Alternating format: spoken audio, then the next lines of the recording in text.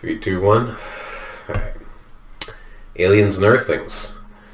Welcome back to another episode of Smuggler's Cove. I'm Kutzky the Space Pimp. This is Tony the Tall Boy. How's your week, Tony? Pretty good. Mm-hmm. I had some experiences, learned a lot, and I think, better for it. I think it's been a really valuable week, and I'm looking forward to facing the next one. How about you there, Kutzky? Yeah, not bad. I went and saw Sloan on the weekend. Oh, yeah? Yeah. You've heard of them, though, right? Like they're... I've heard of them. Yeah? Yeah, I've actually now, I've seen Sloan more than I've seen Kiss. So, to put it... That tells me something. Yes.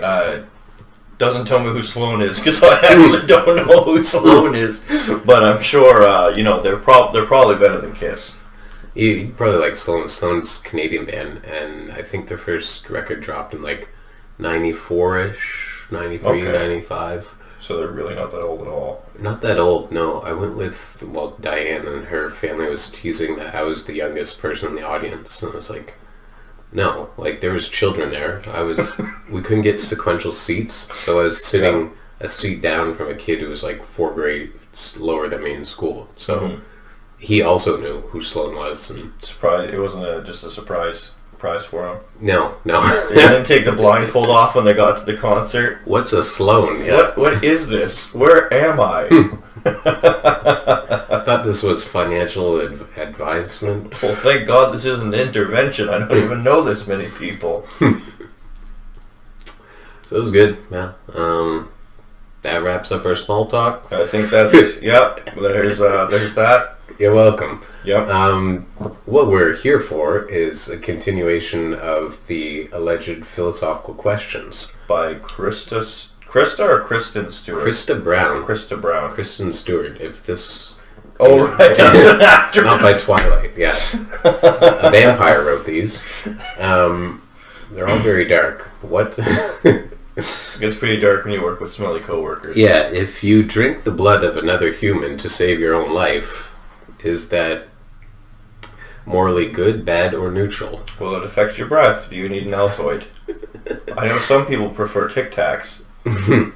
Tony and I did some digging after last week's episodes because we wanted to know the author of these questions, and I think we were both kind of ragging on it being a guy and a millennial, and millennial I think still fits the boot, but it was a woman, Krista Brown, who also has written articles such as 4 ways to tell your coworker they have smelly breath. If you're ever in that pickle and you need some help. If you ever want to destroy workplace relationships, please refer to Kristen Brown. Mm-hmm. If you need said help, God help you. So she's not just a one-trick pony. There's other works of hers out here. And she's a multifaceted goddess. Yes, yeah. Praise the divine feminine. Is there a special call to praise the divine feminine? Well, the divine feminine, divine masculine, but I don't think that has to do with actual feminism. No, I was thinking more like a sound like chicka chicka wah wah wah wah or something. I think it's WAP nowadays. I think you just sing that. You sing WAP? Yeah. God. We're in a pickle here. Welcome to the modern world. Yep. And now it's time for fun philosophical questions. So, you see, we down here on the side we went through behavior, and then about love, and now fun, right? Fun. We'll see how it goes. We'll see what Kristen Brown thinks about fun. Mm-hmm. Here we are. Fun? This was kind of an odd choice for a female to have as a... just... You know what? Yeah, I see the... It's not really... Is this... The precedent for entendre there. Pro-feminism? I'd say sexual liberation. This kind of... You can be a bisexual if you want. That's fine.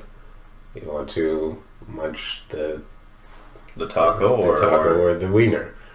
I mean, I like a good hot dog, but I'm also not going into a Freudian place with that. Oh, well, she chose the taco. I choose the taco, too. let's just be, or I'll just start being serious here. Number 59. Are you currently dreaming, and how do you know?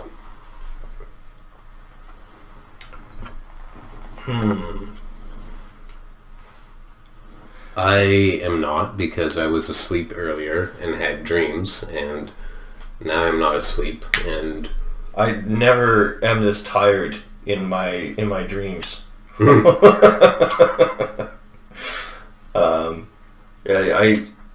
mean, yeah, it's fun. How do you? But like, in my dreams, the sense of touch.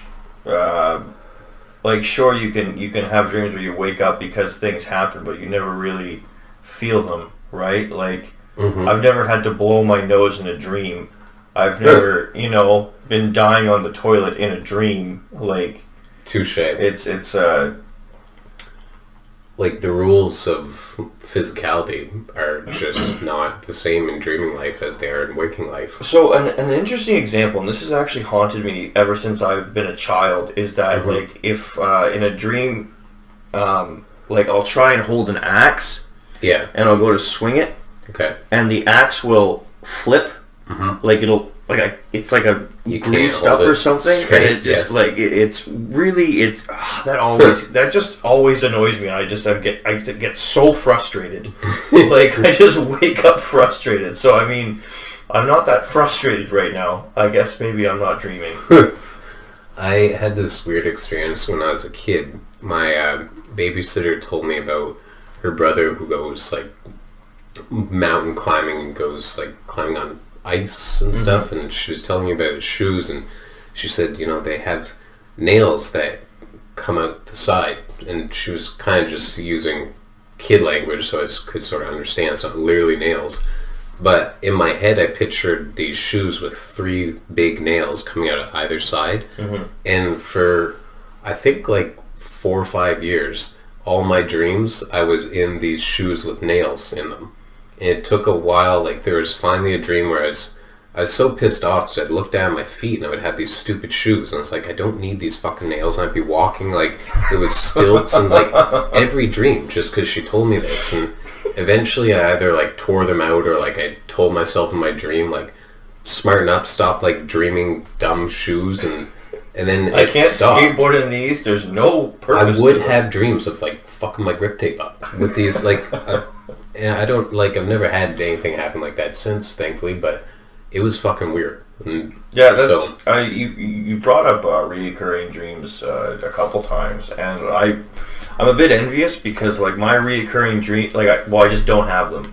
Like, I'll have reoccurring sort of themes, I would say. Yeah, I was going to say situations, but that's not necessarily correct. But, like, reoccurring themes, but never reoccurring dreams, like never the same one. And it always has been a thing for me, like, in movies or books or whatever, like, people actually have those. Like, am I just mentally deficient that I'm not getting these super important reoccurring dreams, or what? Because I'm certainly a person that fixates on things, so I'm not quite sure why. The only place where I can't fixate on things is my subconscious. Like, either it's your body's defense mechanism being like, no, he's gonna like fixate on this, or I also think that typically reoccurring dreams, or often, they come with a sort of perilous notion. Like, you might dream yourself drowning, or like something to heed.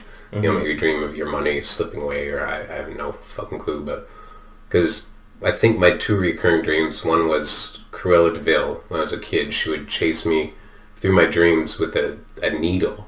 I was scared of needles when I was a kid, and I would have my dog with me, and like I was scared for my dog too, so we'd be running away. And eventually one dream, I sort of cognized that I was in the dream, and I looked back and I just pictured this big hole in the floor, and she ran and she fell in the hole, and I never saw her again. So the dream stopped.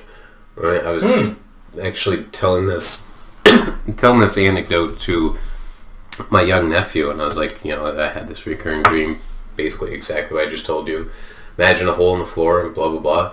And then he's like, "Oh, so you killed her?" I was like, "Yeah, I guess." And sentenced her to death, perhaps.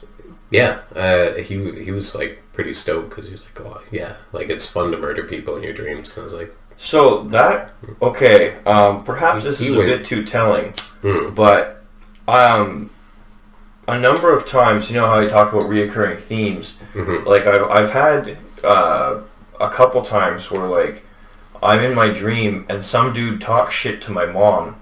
Yeah. And like I went up to like stab him in the chest, and I kept stabbing, but I couldn't get the knife through his sternum, and he just kept laughing at me. And then I woke up. That was a really rough one.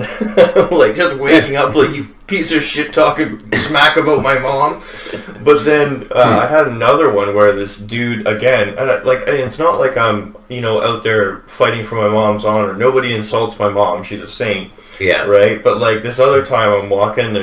This guy talks shit about my mom, and I'm trying to stab him, and I can't. So then I just have to like strangle him and throw him in the river that's conveniently nearby. And like those, like I said, did that work?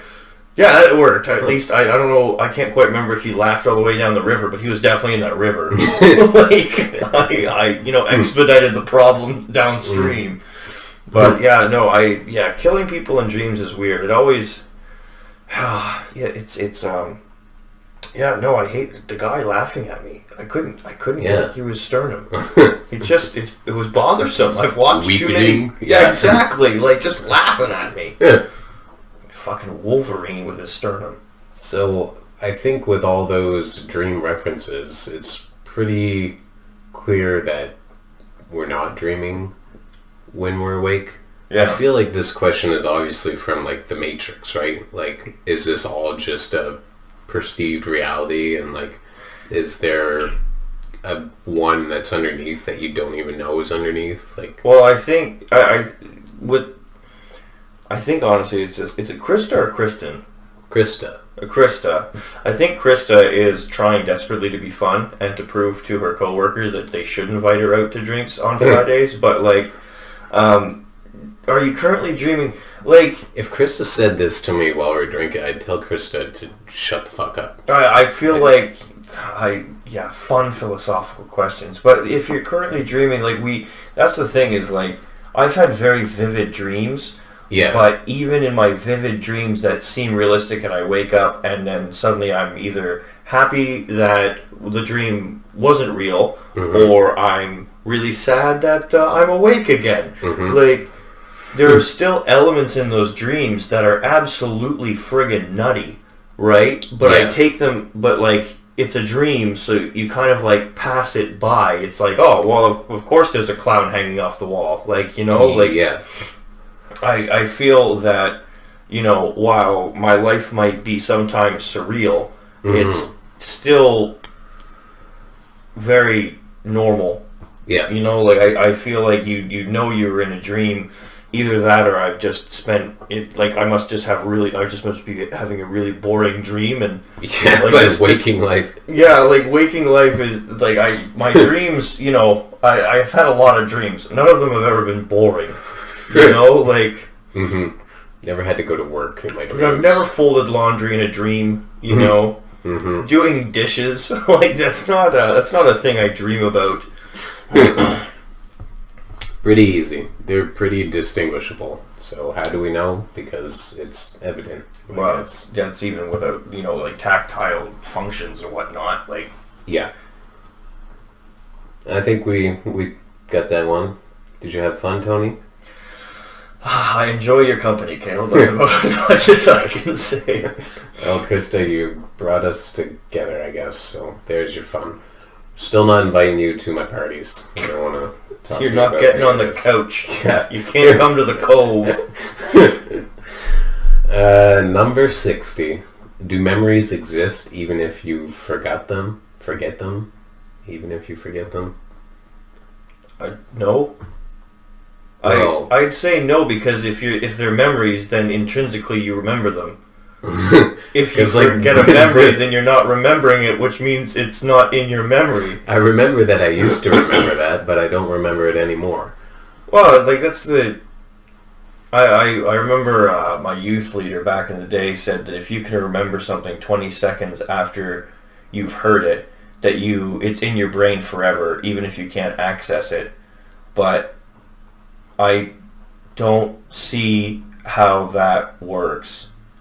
Like, I know God has a sense of humor, but I don't know if he's truly that cruel. Yeah. Like, I guess, like, I do think memories exist, because they exist somewhere where it's like, you know, you have memories that you may think of more often, but then you know, say meet a friend and then they talk about some time and it's like, you hadn't ever, like, even remembered that. And you're like, that's true. Yeah. There are times that, like, someone will say something to me and I'm like, yeah. And then like, whoa, I remember that now. And then usually they've told me something that I didn't want to remember, so they've done me an injustice. Yeah. But. So you can forget them and they still exist. They just need to be jogged. Yeah. I would say. Alright. There you go, Krista. Thanks, Maybe Krista. Krista doesn't know the answers to any of these questions. She's actually writing her final, and she's hoping that she gets feedback. Somebody please help. Number 61. Does grass feel pain when you step on it? Well, I've read research on this where it's like, if you're trimming plants, like, the other plants sense that you're trimming them. But that, like, okay, so what I'm going to say then, that's like, I'm assuming like pheromones and things like that set off a chain reaction. We'd have to look and see if grass has a central nervous system. Yeah. Can I do a real quick Google search? Yeah. Does grass have a central nervous system? Yeah, if grass has a central nervous system, then yes. If it does not, then no. Like,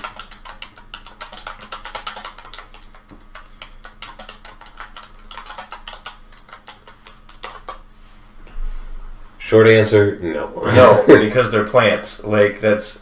Which means it can't feel anything. Well, you can damage a plant, but Yeah. I don't think the plant cries out in pain.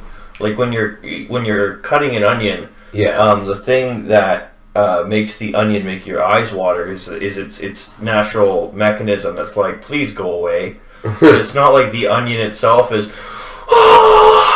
you know, like, it's not screaming out at the end of Platoon. Like, you know, like, it's not Charlie Sheening all over the spot. Like, so what do you think about, like, these fuckers destroying rainforests, right?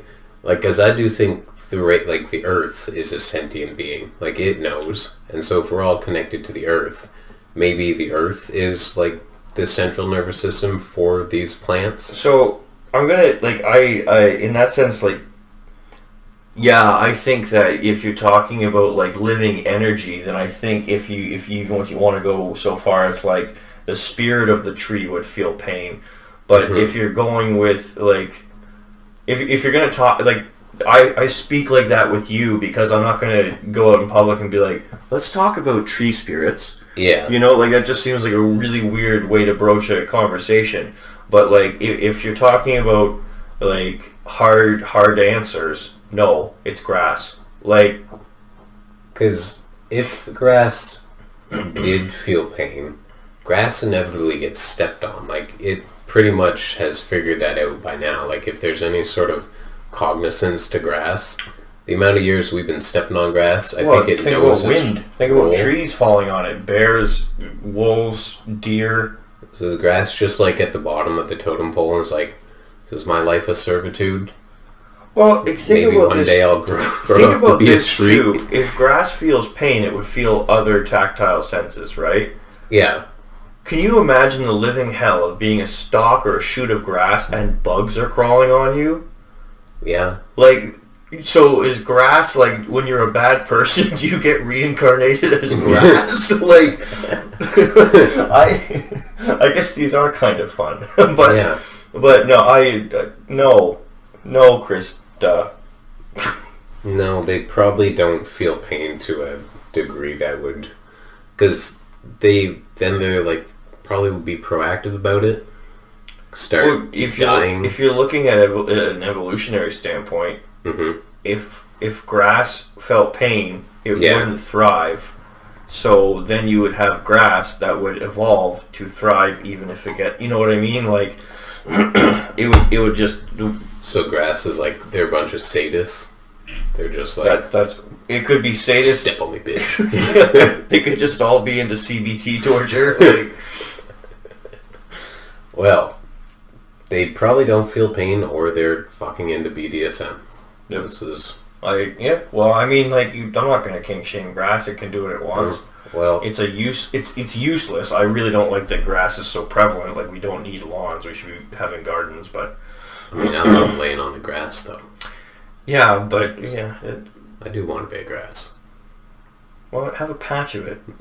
You can have, like, a patch of lay grass and then just surround it with gardens. Fair. Or you could just have, like, a patch of ferns. Ferns would be comfy, too. Mm-hmm. Maybe not ferns, like some ground cover. Like juniper. Some junipers grow, like, just the ground cover. Clover. There we go. Well, if you didn't have fun on number 61, I can tell you sure as ain't gonna on number 62. Can trees feel pain?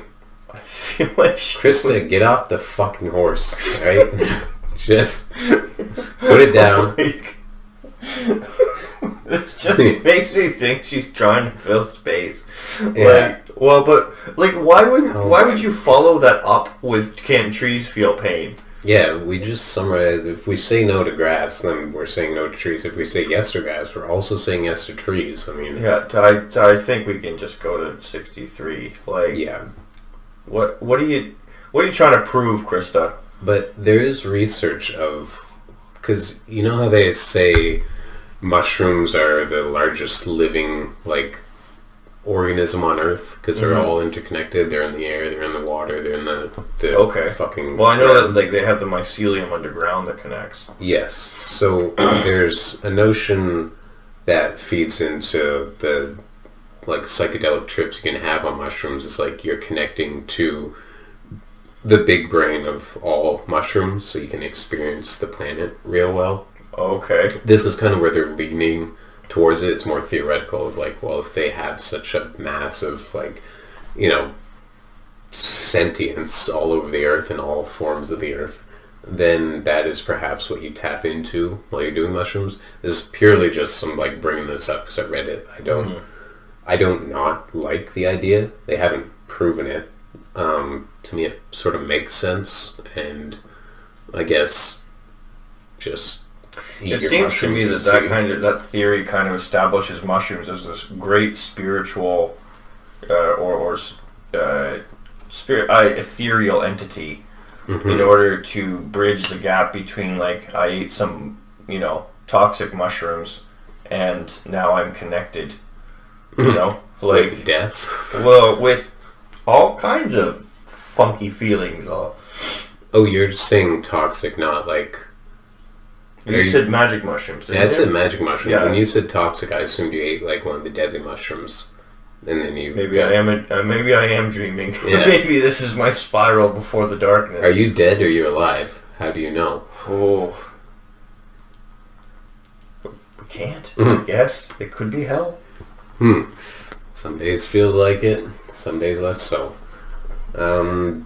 Number 63. Fuck off, Krista. Does 1 + 1 always equal 2? That's not philosophy. Yeah, if this is a math question, you're fucking failing. Like, I feel like someone could come on and say, and argue that 1 + 1 doesn't equal 2 because you can do to it. What I'm going to say is 1 + 1, bare bones. Yeah, it's plus. You add. Yeah. So yes, it equals 2. Like, and I know that there was a thing that I kept seeing on the internet there, maybe a year or so back. People trying to discredit objective truths. And being like, 2 + 2 doesn't always equal 4. It can't equal 5. But then you see the math on it. It's like, that's not plus. Like, you can't say I'm baking a cake and end up with a steak and be like, no, it's the same process. You just have to change all the fucking inner workings of it. Like, that's not, like, that doesn't, Yeah, as a little question, this is fucking brain level 0. What I was thinking is the notion that we can believe whatever we want to believe. So it's like, if I believe that 1 + 1 equals 5, I can believe that. Like, I'm choosing, like, your taxes stupidity. Are doomed. Yeah, I'm not doing myself any grand benefit because the rest of the world is under the assumption that 1 + 1 = 2, and thus it's ludicrous to behave otherwise. So far, these are more aggravating than fun. I think this next one's actually pretty fun. Would it be ethical, unethical, or neutral if time travel were possible? Depends what you fucking do when you travel. So, I would almost... Well, you're right. But and I don't know, so if time travel were... She didn't complete the question. Yeah. So that leads into 65, right? Because our next question, and I hope you don't mind me jumping ahead. You might as well. But if time travel were possible, would it be wrong to change history? Well, would it be ethical? Well, would it be ethical to create time travel, is what she's saying? Well, I feel immediately goes to the whole, Hitler as a baby. If you go back in history and you kill Hitler, then that seems ethical because it prevents the Holocaust. But then there's also the notion... prevent that instance of the Holocaust, right? Yeah. I think with time you truly would get a butterfly effect. Now I'm not saying the Holocaust was good, but... I think it was in the ethos, But if you change that, someone somewhere is going to be evil again. Mm-hmm. And when you shake up the history of for instance, the Holocaust, you really... Then you go back to your own timeline, or, well, technically, if you want to go back, you wouldn't be changing your timeline, you'd be changing a different timeline. But for argument's sake, you go back to where you came from, and it's well, you don't even know if you're going to exist. Are you going to have your parents? So, I don't... Unethical? If you're dealing with time travel, then really, ethics don't matter, because you could go back and then stop it. Right? You could stop the unethical things from happening with time travel. Yeah.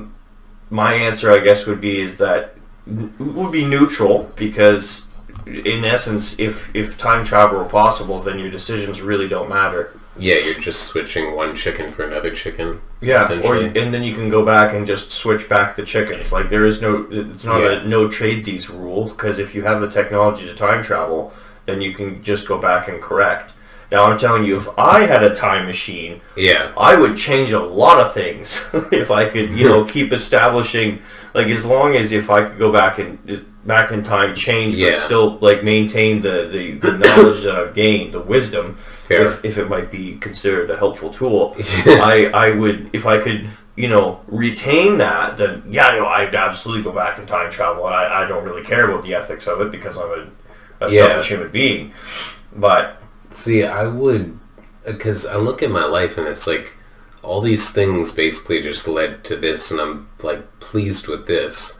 And I guess when you get pleased with where you're at, it's well, I wouldn't really go back and change too much.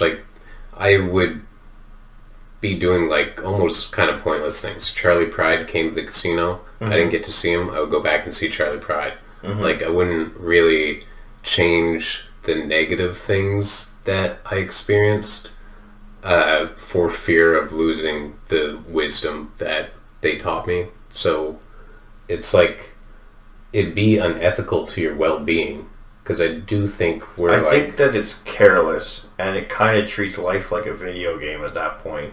Yeah. Because again, nothing you can... Well... But then you can also do process of elimination. You could come up with a really beneficial outcome.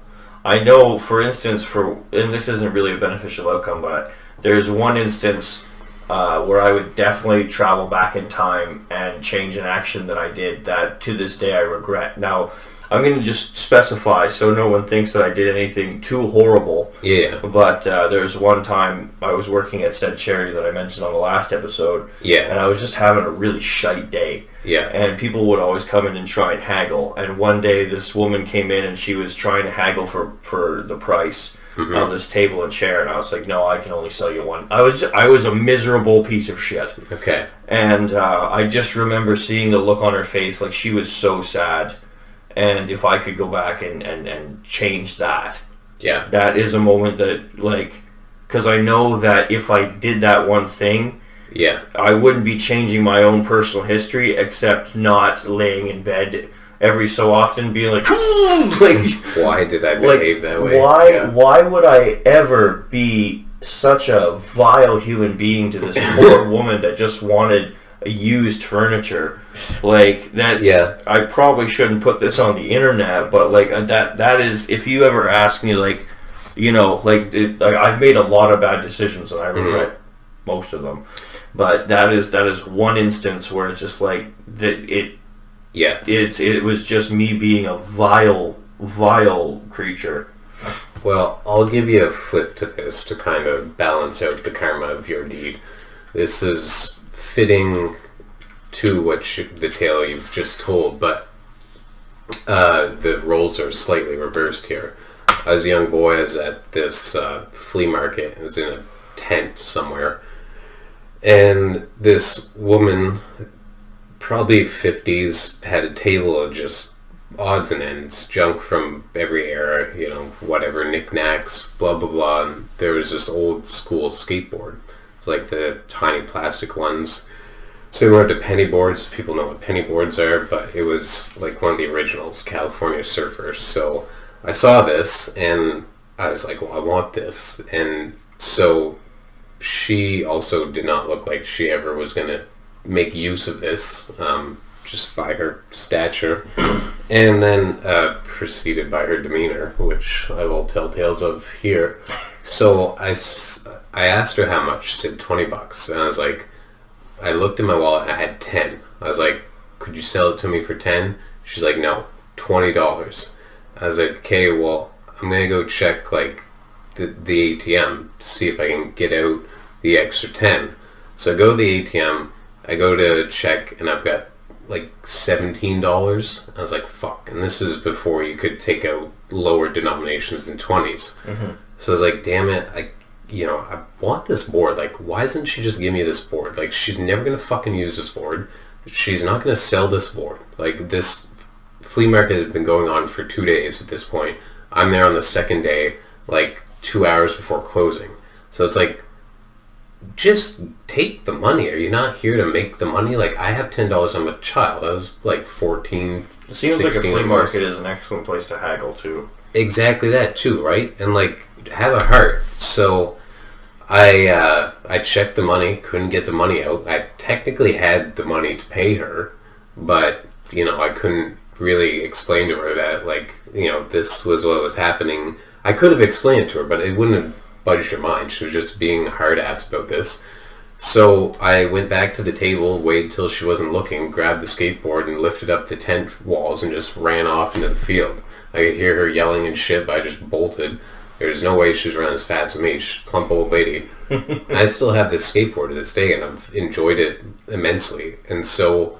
And you're saying this story to make me feel better? Well, because sometimes somebody stands in your way, and you are just proactive about it, and you do get what's yours in the end, I guess, is what I'm saying. So that lady probably found a different table for the price she was looking for, and your guilt is assuaged by the fact that you do in fact feel guilty about it. Maybe a cousin or a nephew or a son or something built her a table. Like, yeah, I think you're resolved by it, because typically when what is yours doesn't come maybe in the fashion you thought it was, it usually shows up in another fashion. Yeah. It's not always you have to fucking steal it from the old lady's table and run off with it, but it can be that. So I guess also I don't really feel very unethical about stealing that. I feel like she was the one who begun the unethical train by not selling it to a kid for $10. And so I don't know what she feels. I mean, maybe she's still bitter about the fucking skateboard that left. Like, she did shoes, unbeknownst to her, money or no money in the instance of saying that it was 20. So, yeah, all's well that ends well for me. Well, thank you for trying to assuage my guilt. I think it comes out in the wash.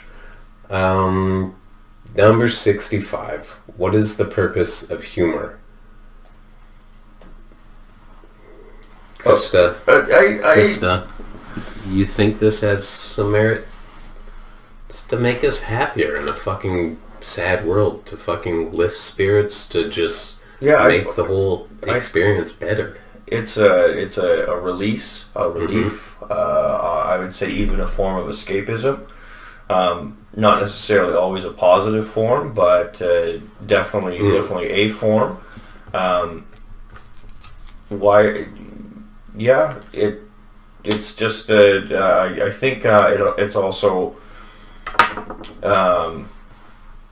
it's relatable, right? Because for jokes to be funny, you have to understand them and therefore relate to, if not the situation, the thought process of the joke.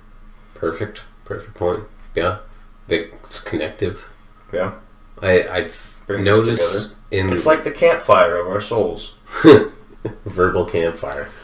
I noticed recently in the Dave Chappelle specials that he's bringing up kind of touchy subjects, but by putting them through the vessel of humor, it makes it just perfect. Like, we can laugh at it and realize something, and it's like the best way to bring about something that's that sensitive to, say, sometimes it's more sensitive to others than yourself, but still it gets the point across without leaving it under the rug and, you know, just letting it resolve itself in whatever fashion it inevitably does. So, and to build on that, I think particularly with Dave Chappelle is the topics that he's approaching. Mind you, not all the conversations that go on after he tells those jokes are necessarily constructive. It does bring up debate and conversation about them. It does raise awareness to issues, whether you're on one side or the other. Obviously, like dogma and just voracious arguing is not really that constructive. But if the joke makes you laugh but also makes you think, I think that's a good joke. Yeah, that's the best. Yeah, like the highest degree of comedy. Yeah, if you can make people laugh and think. Mind you, sometimes it's just good to have a chuckle about something stupid. Well, there's a scientist somewhere along the way that said laughing like makes you live longer the more you laugh. Well, we all know laughter is the best medicine, right? And there's a reason for that. Like, the purpose of humor is to save your fucking life, amongst other lesser purposes. Did I wrap that up? Yeah. Number 67. Why are jokes funny? I feel like I covered that. Yeah, you hit that pretty good, the relatable aspect. Number 68. If one person doesn't find a joke funny, does it mean they have a lousy sense of humor, or is the joke flawed? It's definitely the first. A lousy sense of humor. Well, but that's the thing, is comedy, the beauty of comedy is that it's subjective, and like comedy is swing and a miss. Not every joke is going to land, and you can mess up a funny joke, and you can tell it wrong, or you can forget about it. Like, I remember one time my dad tried to tell me a joke, but he forgot part of the punchline. And like, that's we're laughing at that now, so. Right? Like, and it was just like I was just sitting in my room at my computer, and my dad comes in and tells me this joke, and I'm like, oh, okay, thanks, Dad. He like nervous chuckle. My father's trying to bond with me, and I want to encourage that at every instance that I can. And he leaves, and he comes back, and he's like, oh, but and he tells me the second part of the punchline. like, thank you, Dad. It doesn't make the joke. It wasn't a funny joke in particular, anyway. But I guess you know what? That's I think and this is just a side point, not to do with the question, but I think that's also the beauty of the comedy is also like a comedy of errors, right? Like when things just get fucked up, and it's just funny how lousy things can be. But when it comes to lousy senses of humor, again, comedy is so subjective, and there's nothing wrong with telling a joke that people don't find, like, obviously know your audience, like that's why I try and wait until I know people before I start cracking jokes, because sometimes my humor goes dark, like you know, like an Iraqi dungeon, like it's not fit for, you know, the mass consumption. But at the same time, some people do just really are sticks in the mud. I know that I definitely can be, because people will be cracking jokes and I'll be like, I just leave, or I don't say anything. You brought up a good statement, or you said a good statement in one of the previous episodes where you said, like, offenses taken, not given. And so my mind sort of darts that when I can go back to Dave Chappelle, like, if it's controversial to the people who don't want to agree with it. Like, they're like, no, he shouldn't have said that about this said group of people or that group of people or whatever. But it's them, like, not understanding that they are preventing themselves from finding it funny. I think one thing that is really important, especially with those groups of people, is that they need to be able to laugh at themselves. And I'm not saying any particular instance, just in general. I think that's like I'm not trying to say that even if what he said was wrong, but that's the thing is I think with that instance is you'll have a lot of people say, well, what he says that, and then other people will think it, and what if they act on these hateful ideas? Well, here's what I'm going to tell you. Dave Chappelle is not out there radicalizing people with a comedy sketch. Those people who are going to commit violence or act in a discriminatory manner, like you might argue, like, oh, it throws gas on the fire. That fire is already burning. You know, like no one's sitting there cooking a roast beef at home and then they're watching Netflix. So they're like, well, I gotta clean my gun. You know, like just let the roast burn. It's time to oil the Rossberg, or like Mossberg rather. But like, I Mossburger. Start just shooting hamburgers at vegans. But yeah, I mean, jokes can be bad jokes, and people can have lousy senses of humor. It's not a black and white issue. It's know your audience and try and give the best delivery you can. Do you like fart humor? No. My mother loves fart humor. The way in which she laughs makes me happy because she finds it so funny, but I'm just like... I am, like, really... I don't want to say contradictory when it comes to my vulgar humor. Yeah. Like, sometimes I will hear just the most vulgar, disgusting joke, and I'll be like, that's funny. But then someone will make, like, a more, like, innocent or dumb vulgar joke, and I'll be like, you've just lowered my IQ. Like, I just, like, it insults my intelligence. And I'm telling you, Caleb, I have tried to like fart humor. It's just not in me. Like, and maybe that's just because, like, I'm more self-conscious about my bodily functions than other people. But like, I sometimes someone rips one and it's hilarious. Sometimes I'm just like, you're disgusting. Like, get out of here. I never even thought about out in the field, like, real deal. I've just been thinking about videos she'll watch, like, fart machine in an elevator, and people are just like, and it's like, I get that it's kind of funny, but I just don't laugh because I'm like, of the same notion as you, just maybe like, fuck, like, I didn't fart. I wouldn't want to be the one thinking, or the one that people thought farted. I don't know, maybe there's like too much, it's not really sympathy, but maybe it's something like that. Well, but I guess to me, like, we're in a society where, I mean, laugh at it, yeah, but if you're the person who farted and everyone's laughing at you, like, maybe, learn to laugh at yourself, but, like, you don't want to be the guy that everyone else is like, holy shit, what did you eat? You know, like, that doesn't make you feel good. Like, it's not nice to my heartstrings. Well, I do have a joke I would tell. My dad told me. You're gonna hear it. Okay, if you tell a joke, depending on how long it is, I have one or two jokes. Oh, you tell a joke after the show, for sure. So, what is the difference between a hippo and a zippo? One's really heavy and one's a little lighter. Did I tell you this joke already? No, it's all over the internet. Fuck's sakes. I thought it was pretty funny. I never heard of it. Okay. Sorry. I was expecting something sophisticated, and then it was like, well, that is literally true. So, the one that I like, and I basically have two go-to jokes. Mm-hmm. One is long, one is short. My favorite short one, guy walks into a bar with a frog on his head. Bartender says, "What the fuck is that?" The frog goes, "I don't know. What started as a war on my ass."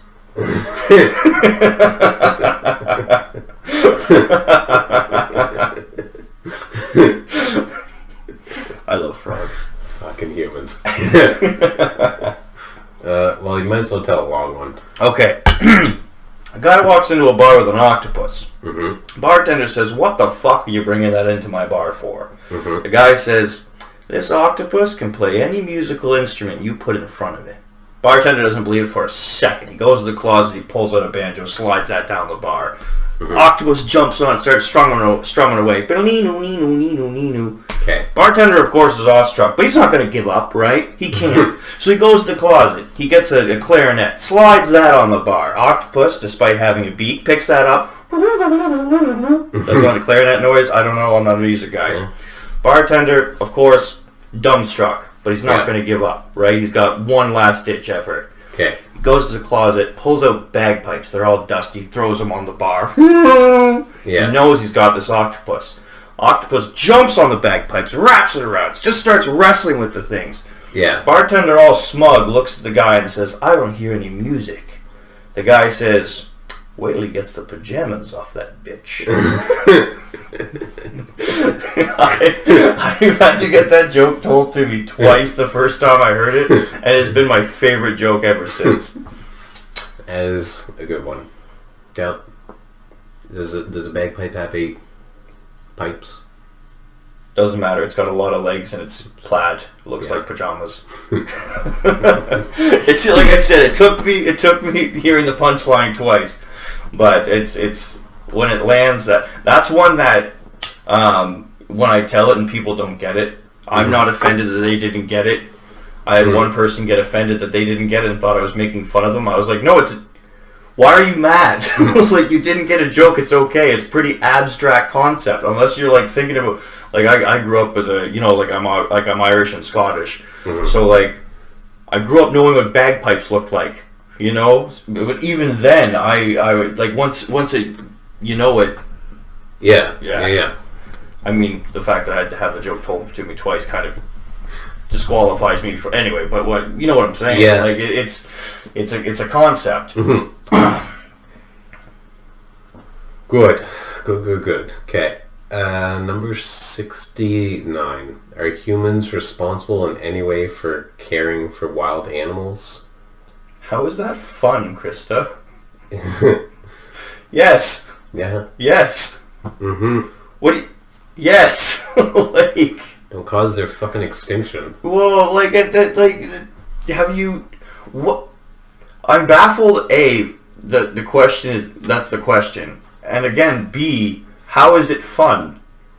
Again, Krista, you're not invited to any parties. Yeah, unless she's like assuming that we're all gonna imagine like housing a cheetah, and then she's like, yeah. Well, I mean, stop polluting stuff. Cheetah. Don't cut down the rainforest. Like that's responsible. Yeah. Don't trophy hunt. Yeah. Well, actually, there's trophy hunting in Africa that actually what they do is you'll go to a reserve, mm-hmm. like a national park, and what they'll do is they'll basically be like, oh, you want a lion or an elephant? Yeah. And they find like an elephant that's about to die or a lion that's long in the tooth, mm-hmm. And they'll be like, oh yeah, pay us a lot of money to hunt this thing. And then they hunt it, and then all that money goes into actually helping the wild animals. But that being said, like when you're talking about trophy hunt, like I doubt that I'm going to hunt, not because I don't want to, but just anyway, we don't need to get into that. Yeah. But like I wouldn't be the kind of guy to go in the woods and be like, oh, I've killed a deer. I will only take its head. You know, like it's just wasteful. Yeah. Be humane. Eat the meat. Yeah. Make a pair of shoes. I was in Domino's one time, and I had these orange corduroys, and they're kind of like bell-bottom. They're like burnt orange, so they sort of kind of like the color of this candle here. Mm-hmm. And my friend and I were both just fucking baked to shit and picking up pizzas, obviously. So this old guy, he says something to me, and he's like says something about the pants. I didn't quite hear what he said to the pants, but it was like it ended in pants, and he was pointing to my pants. I'm like yeah, man, and just like I'm too fried to understand like what the fuck. Like, yeah, dude. And he's like, that's sick. I'm like, yeah, thanks, man. And my friend starts giggling. The guy leaves, and I was like, dude, why are you fucking laughing? He's like, dude, that guy just asked you if those were deerskin pants, and you said yeah.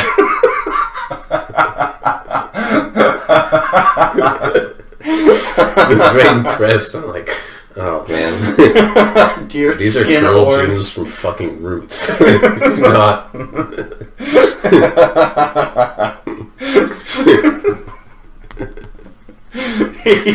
He thinks I was like a master hunter, or at least knew a master hunter. Like deerskin bell bottoms. I think because of color, like it was maybe he was baked too, and they just looked like deerskin to his perspective. But yeah, they weren't. Sorry, guy. You're gonna watch this now. You know. All right, number 70. Can inanimate objects be either bad or good?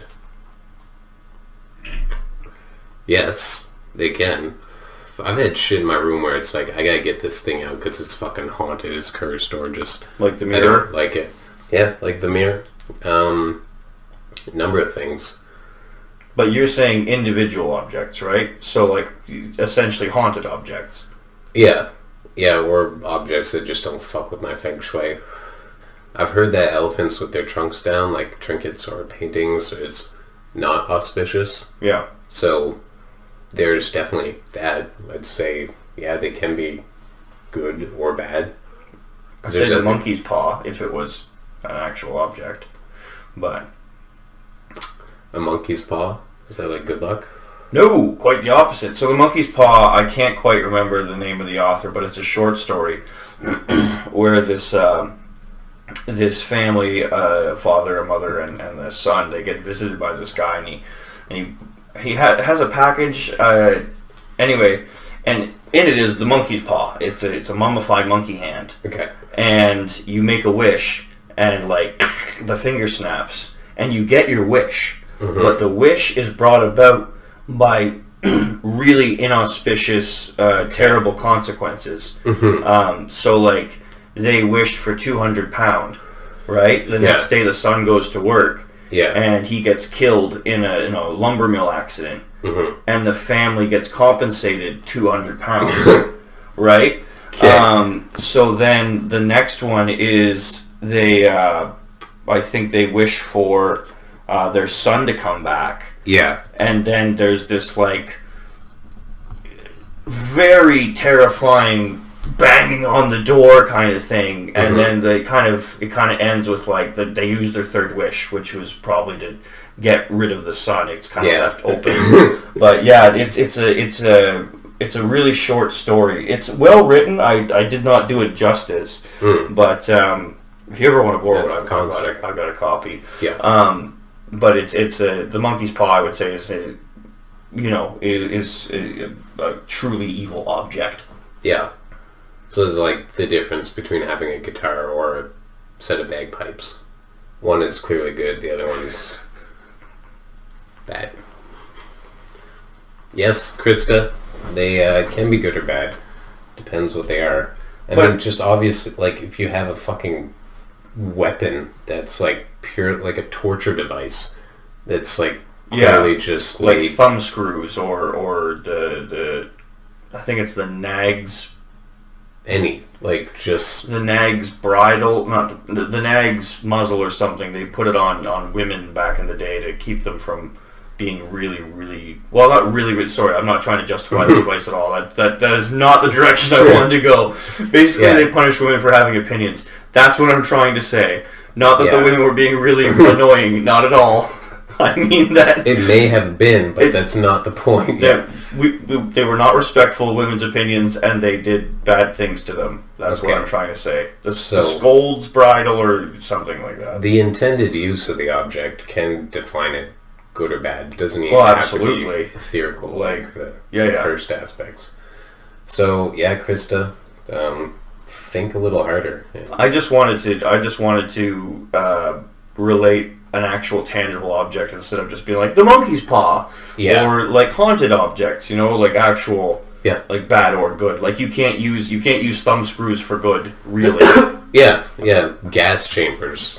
Fucking probably shouldn't have those. No, it didn't. That's on the ban list. Yeah. All right, number 71. Does morality bind animals? No, they're animals. Like, how is this possible if it did?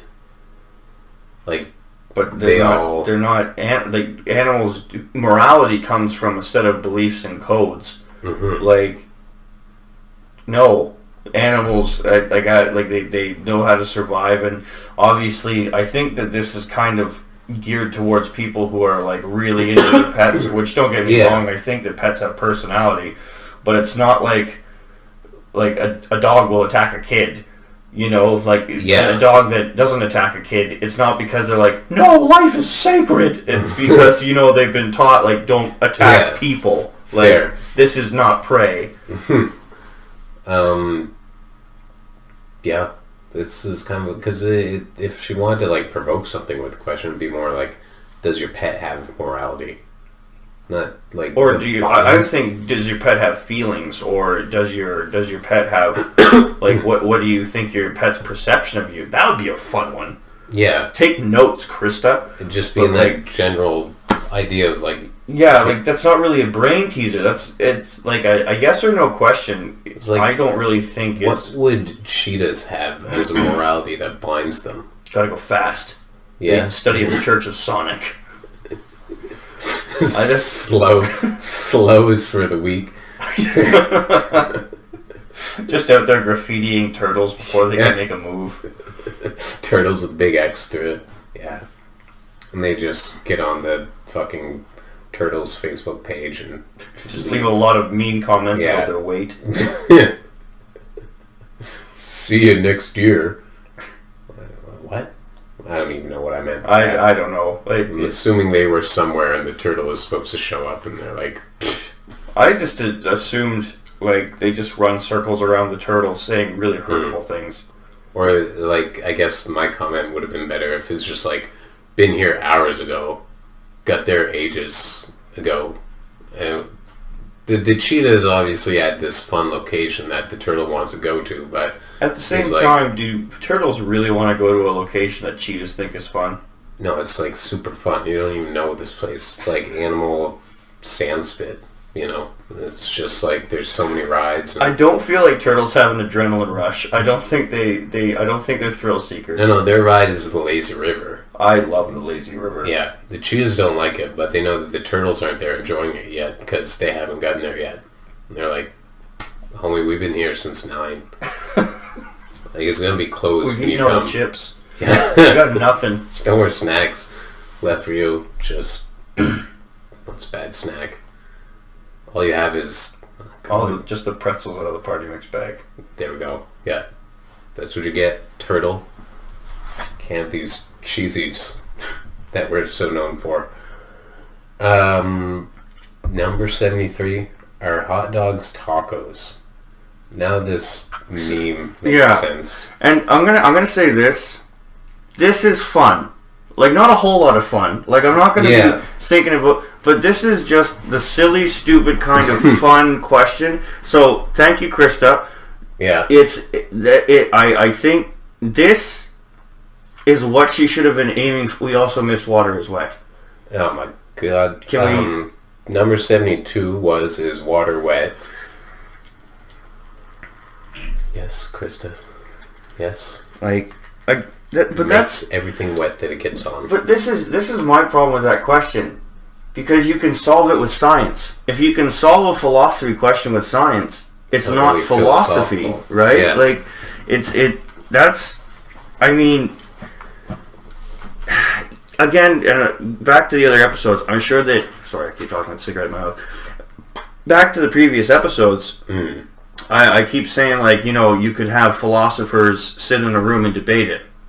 Yeah. But then you have a guy that, like a hydrologist that comes in and is like, no or yes, and Socrates has to shut the fuck up, right? Mm-hmm. Like, I study this. Like, I look at the molecules. I know what they mean. Is water wet? I'm going to assume so, right? And I if I'm proven wrong, then I will change my idea off that. But there's not like going to be a philosophical answer that's going to make me go around being like, come to the church of dry water. Like, if water doesn't think it's wet, can it ever be wet?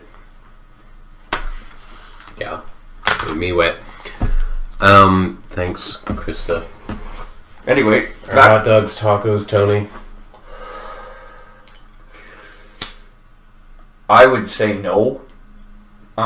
Simply because taco bread, like taco shells, are like they're inherently, like, I've never seen a puffy taco shell. You know what I mean? It's always thin kind of tortilla or like thin tortilla. Like, I know you have soft shell tacos, like not pita bread, but you know, like it's because tacos are tacos because they're tacos. If you take the taco fixings and put them in a sandwich, then you just have a Mexican sandwich.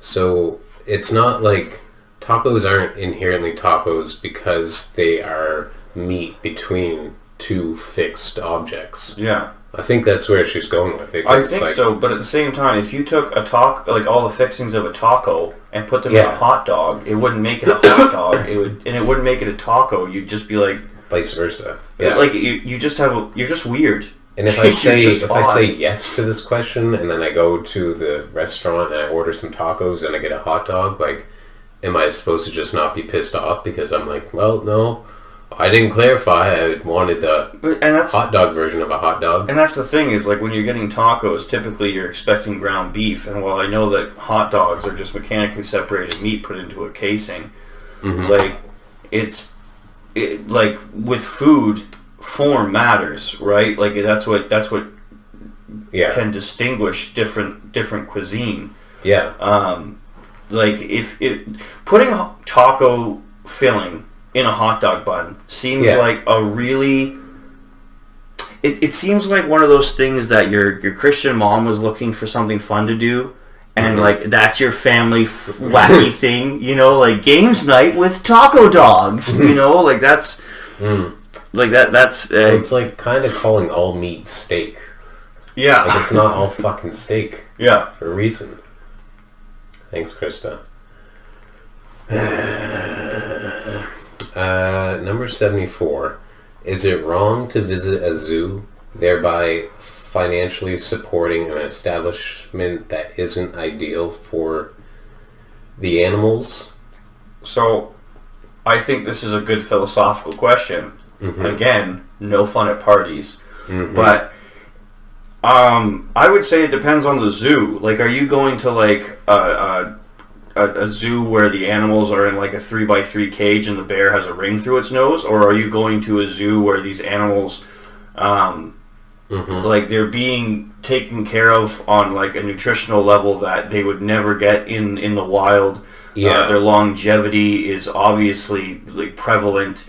I think like pick and choose, like it's kind of like is Chinese food good or healthy? Well, I mean, choose the one that obviously doesn't have rats running around, or any restaurant with rats. Not singling out the Chinese, but like you know, like it depends on where you go. Like if you're going to a spot and the animals look like they're willing to die, like then probably you shouldn't be giving money to that establishment. But also, like zoos do a lot. I'm sure that there's also research and whatnot that goes on in zoos to study animals and you know their practices and habits. So really, then you're furthering science by giving money to the zoo. Touché. So I would say that. And you could have a situation like you described with the African hunting scheme, where it's like the money you spend at the zoo goes to animals in some sort of fashion, Yeah. like a healthy way. Like, if you're going to a zoo and you're allowed to punch the kangaroo when it's, like, pinned down, like, you're not going to a good zoo.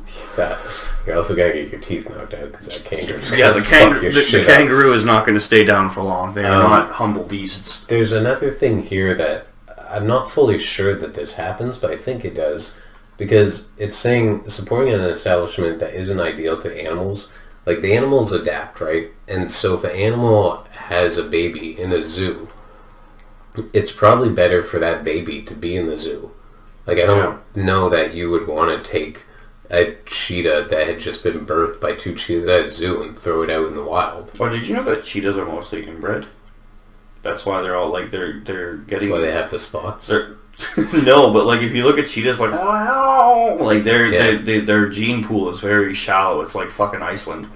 Like, they have, like, but they don't have the morality to, you know, be discerning. So, like, they're just like, and then you have a lot of, we'll say, lesser than cheetahs. That makes... I always wondered why the cheetah was on the Albert County flag, but it makes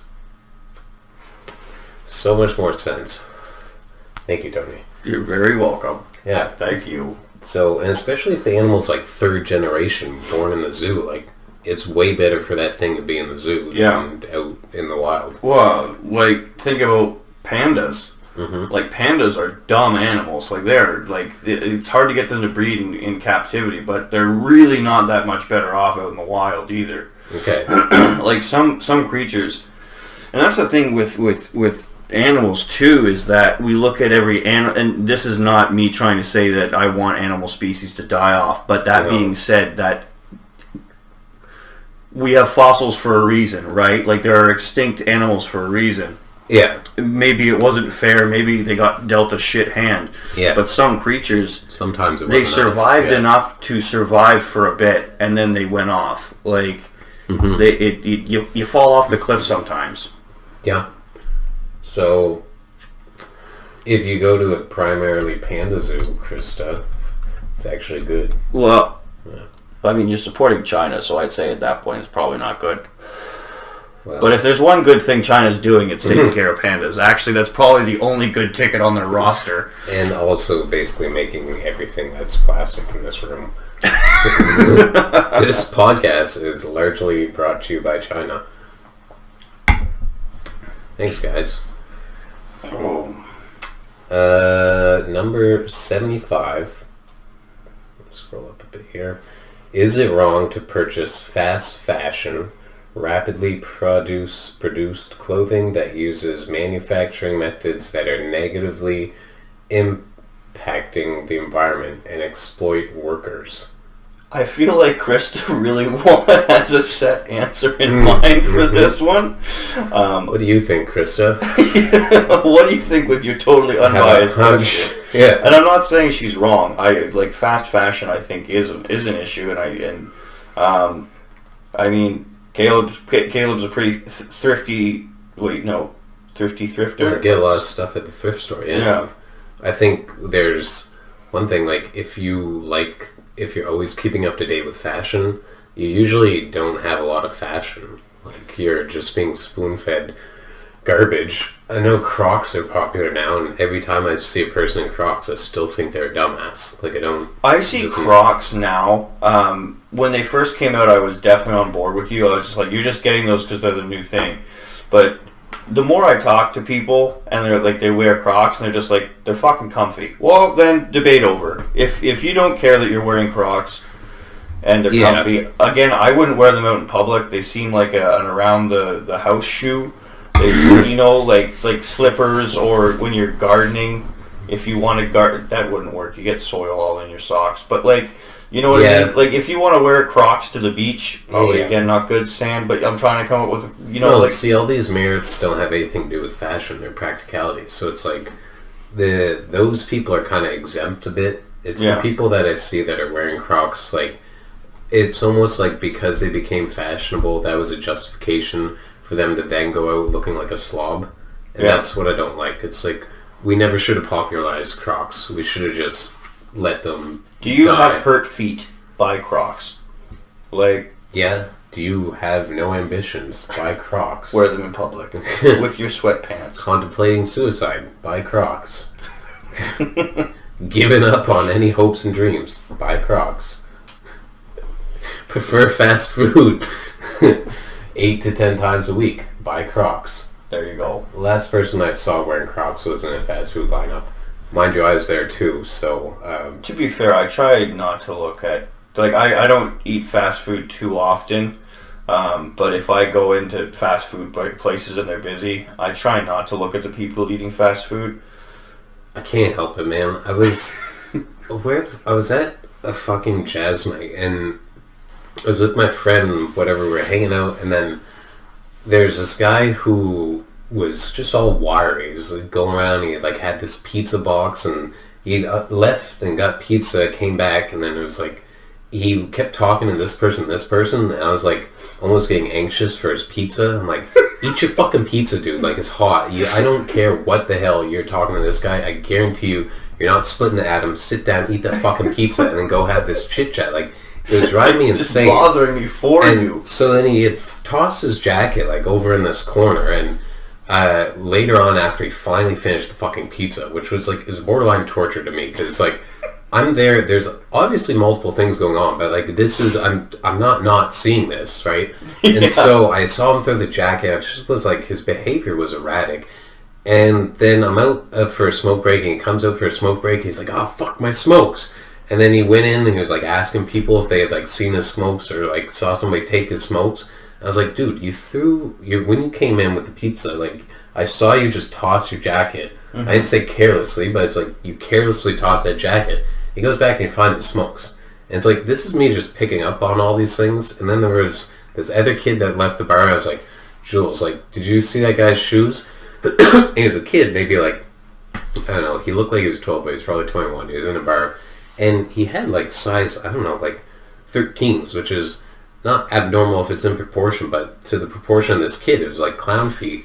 And he's like, dude, you just notice everything. I'm like, well, what the fuck were you doing there? Because, like, yeah, I noticed everything that you noticed, and then all the shit that I noticed. So it's like, how does this relate to this question again? Oh, fast fashion. Fashion's wrong. We're just having fun being really condescending. The guy in the fast food lineup, I don't think I am, like, equipped to ever not observe the Crocs that he was wearing. It was just, like, I saw his Crocs, I saw the signs that were, you know, they used to have these, I was in Mesa, and they used to have... Wait, is this the same kid with the smokes?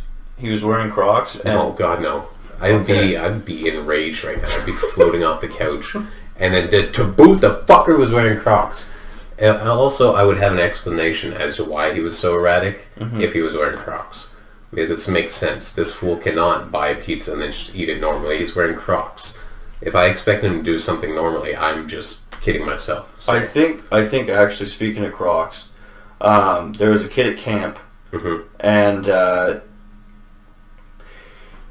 I am not a proponent of bullying, but you know those kids that you want to do it because they have it coming. They kind of have it coming. So this kid, we were at a camp, and he was like, he obviously had trouble at home or something. Like, and I now that I look back on it, like, doesn't make it any easier to deal with when you're a teenager and your hormones are no, I'm not saying I wanted to fuck them, but like, you know, like you've got all, you're trying to exist in this social environment, and this kid is this overweight, unibrowed kid that's just lying about everything and just like screeching, and like he went to the dance at this camp with a giant plushie of Larry from VeggieTales. Now, I'm not trying to hate on Larry, but Larry was the loser in that situation because he had to dance with Billy. Yeah. But, like, Billy would brag about how big his shoes were. But he had shoes, pretty sure Crocs, if I remember correctly. Maybe I'm just on the Croc hate train right now. But he had shoes 2 sizes too big. And then he'd brag about how big his fucking shoes were. Like, we can see him flopping around, man. You got an extra 4 inches of shoe. Like, you're not fooling anybody, man. There was one... And it, like, so, like, if you want to wear a unibrow, wear a unibrow. I was just being a mean kid. I am not on board with this train. So, Take care of yourself. So this kid was like talking about how his parents bought him a GameCube. And he's like, "Do you know how much a GameCube costs?" I was like, "Is it enough to shave your fucking unibrow?" Yeah, and like that's what you said. That's what I said to Badass. him. Yeah.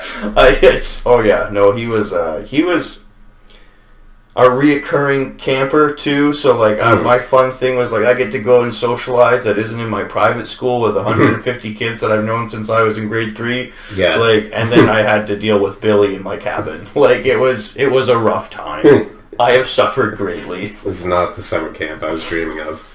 No. My friend tried to get me to go to Camp Wildwood. That's the one that I was. You were at Camp Wildwood?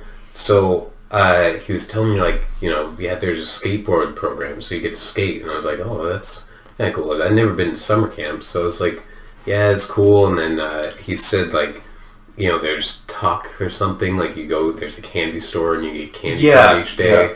And so he's making it seem, like, pretty badass. And so I asked my mom, and she was like, you want to go to that? I'm like, yeah, like, there's a skateboard thing. Like, I go with my friend. Like, we get free candy. Like, obviously, Mom. And so then she's like, okay. And she had to, like, do a sign-up form. So, like, cost her some money in this. Because it was, like, I don't know, maybe a week or less. Like, it was very close to camp, like, our departure for camp. My friend reveals to me that we have to go to Mass every day. And I was like... Craze. I don't give a fuck what you call it. I'm just telling you the terminology. Mass is Catholic. This was non-denominational, a Protestant. It's a Baptist camp, is it not? Yeah, that's Protestant, yeah. Okay, so he told me... We don't call it Mass. I'm Protestant. I'm just saying. Church too, but I had to go to church at camp. That's not my fucking idea of camp. So I went back. I was like, Mom, I'm not going to camp. She's like, what? I'm like, Alex told me there's fucking church in the camp, but I'm not going to camp. You're going to Christian camp. She's like... There's church. Like, I had to, whatever it was, like $60 to the registration, so she lost that. But I was like, I'm not going. Like, I don't care. You're not making me go. I'm not fucking going to, like, this is camp. It's supposed to be fun. You tell me I have to go to church. Like, I'm there to skateboard and get this free candy that I've been promised. The candy wasn't free either, just so you know. Your parents, parents sent you money, and then they would put it on your tab, and then you could, like, deduct from that. Yeah, so... That obviously makes way more sense than what I was... picture. It was an interesting camp. I definitely think that there would have been more fun camps for me to go to. It wasn't. I'm not traumatized by the event.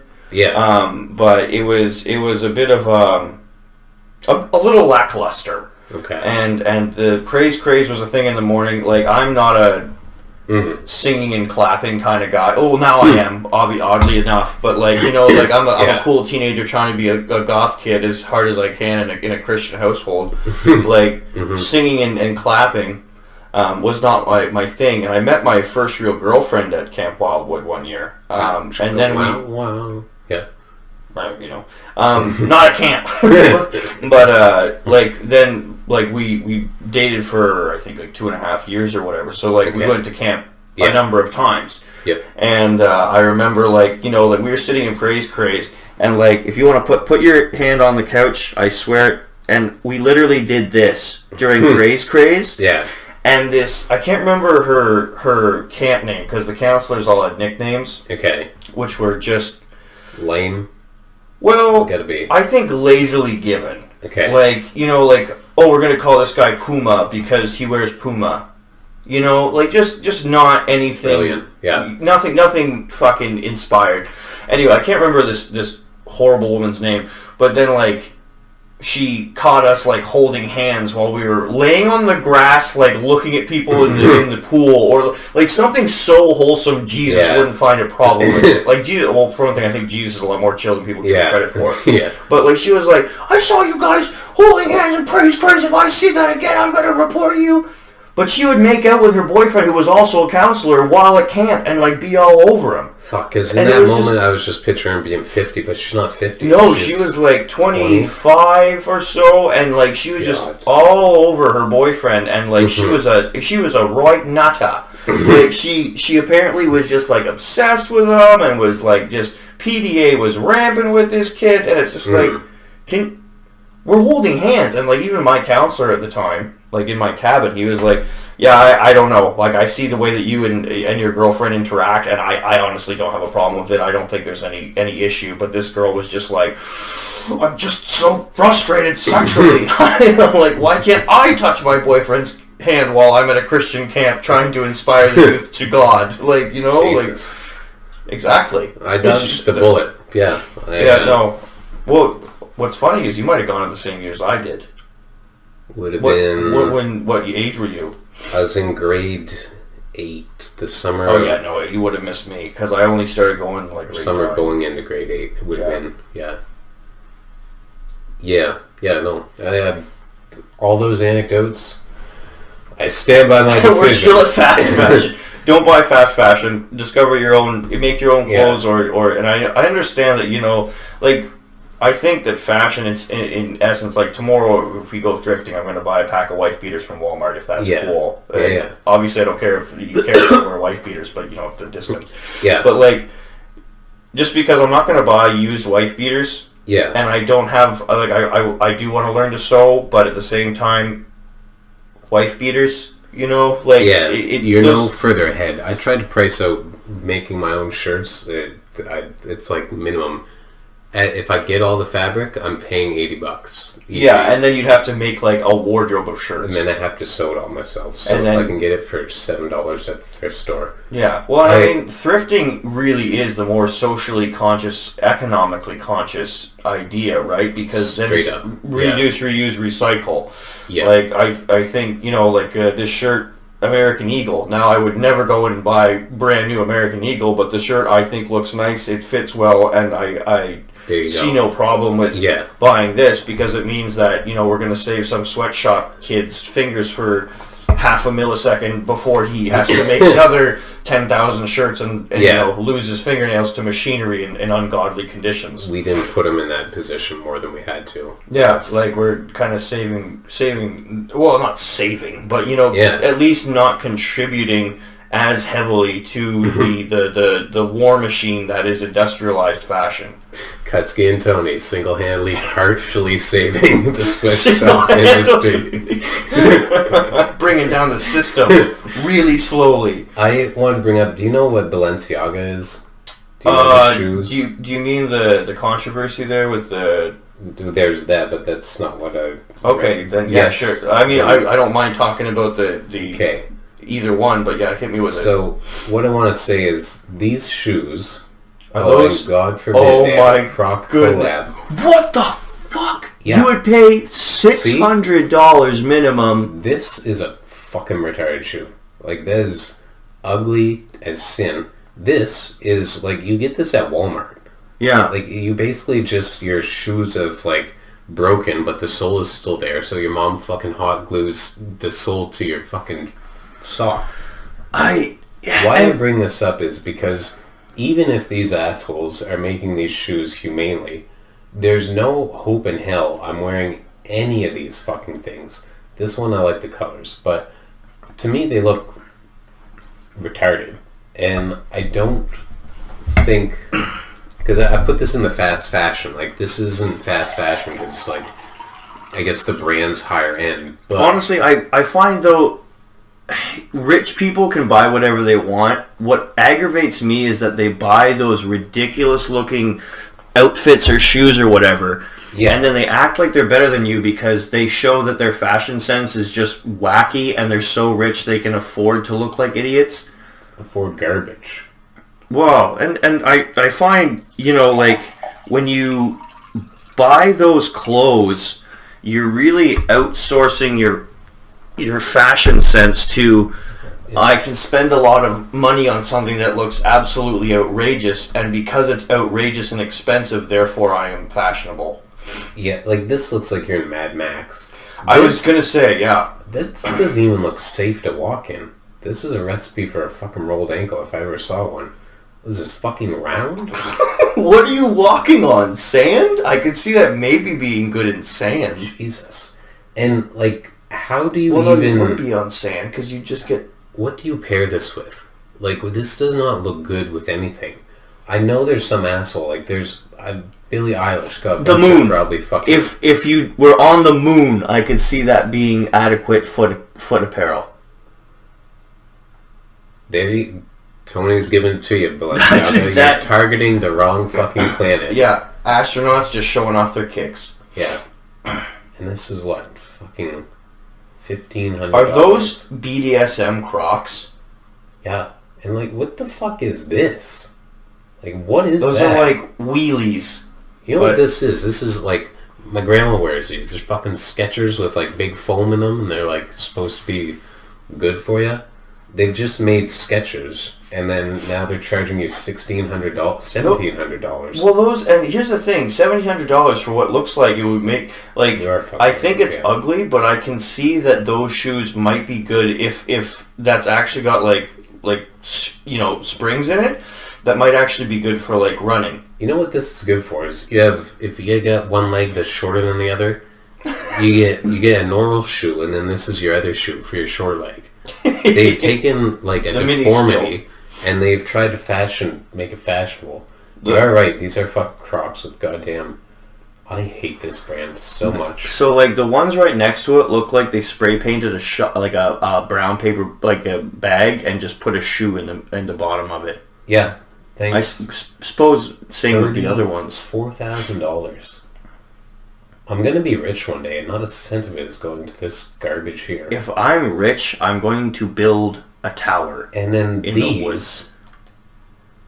This is a hobo sneaker. That aggravates me to no end, and I'm not fucking like hell. When, like I never got it when people would buy, like I still understand when people buy clothes that are purposefully worn. It's like, well, they look cool. Well, then just buy thrifted jeans and then just muck them up yourself. Like, what is... look cool. This looks like you have a meth addiction. I don't... Yeah, A guy comes up to you wearing these shoes. He's asking for change. Well, and what is he... So, let's say you come across an individual... Distressed. They should just call these stressed. You come across an individual wearing those shoes who tries to brag to you about how much money you spent. Yeah. Or he spent on them, and it's just like, how do you not tell him in that moment that he's just an idiot and a pawn? No, this is like when a hurricane goes through a town and decimates it, and then you go and you're fucking cleaning up the wreckage, you find these. And what you do with these is what we all do with them, throw them in the fucking trash. Yeah. Meanwhile, Balenciaga is charging you... Well, I'm assuming it's upwards of $1,000. It's going to be $1,850. Fuck off. And they fucking graffitied all over your shoes. So don't sport fast fashion and don't sport Balenciaga. Knock off. Oh, same thing with Supreme. Supreme actually has some nice stuff. Like, this is horrid. I'm not fucking off the mark here when I say these are meth addicts' shoes. They are fucking meth addicts' shoes. I could go downtown, pay a homeless man $40 for his shoes, and look like I had Balenciagas. Let's see here. Pants. They have some whack pants too, but I didn't do them any justice here. No. I think maybe we're a bit off topic though there, Kutzky. Alright. We Supreme Court of Canada. Not the Supreme I'm looking for, guys. Basically, no, Krista, we're with you in your very... Very pointed question. Loaded question. Alright. In a financial world, could you have... Fictional. In a financial world... I should have let you finish, I'm sorry. Five-sided square. In a fictional world, could you have a five-sided square? Sure. Well, but like I don't... In a fictional world, you can have whatever the fuck you want. I have a billion-sided square. No? Like, I don't... It's like... Because it's fictional, the rules are off. In a fictional world, 1 + 1 can equal 3. Okay, so here's what I'm thinking. Yeah. Is that in a fictional world, you still need rules for the universe, right? Yeah. So, if you can have a five-sided square, the amount of work you would have to go through to then make the entire universe match your five-sided square, because not only are you saying I'm going to create a fictional world, you're saying I'm going to change the very aspects of geometry. So now, congratulations, you've just written yourself into this literature where you've really, like, this is what you want. You want a five-sided square this badly that now you've got to spend 8 years studying geometry so that you can establish this world so you can have a five. Like, what's the point, Krista?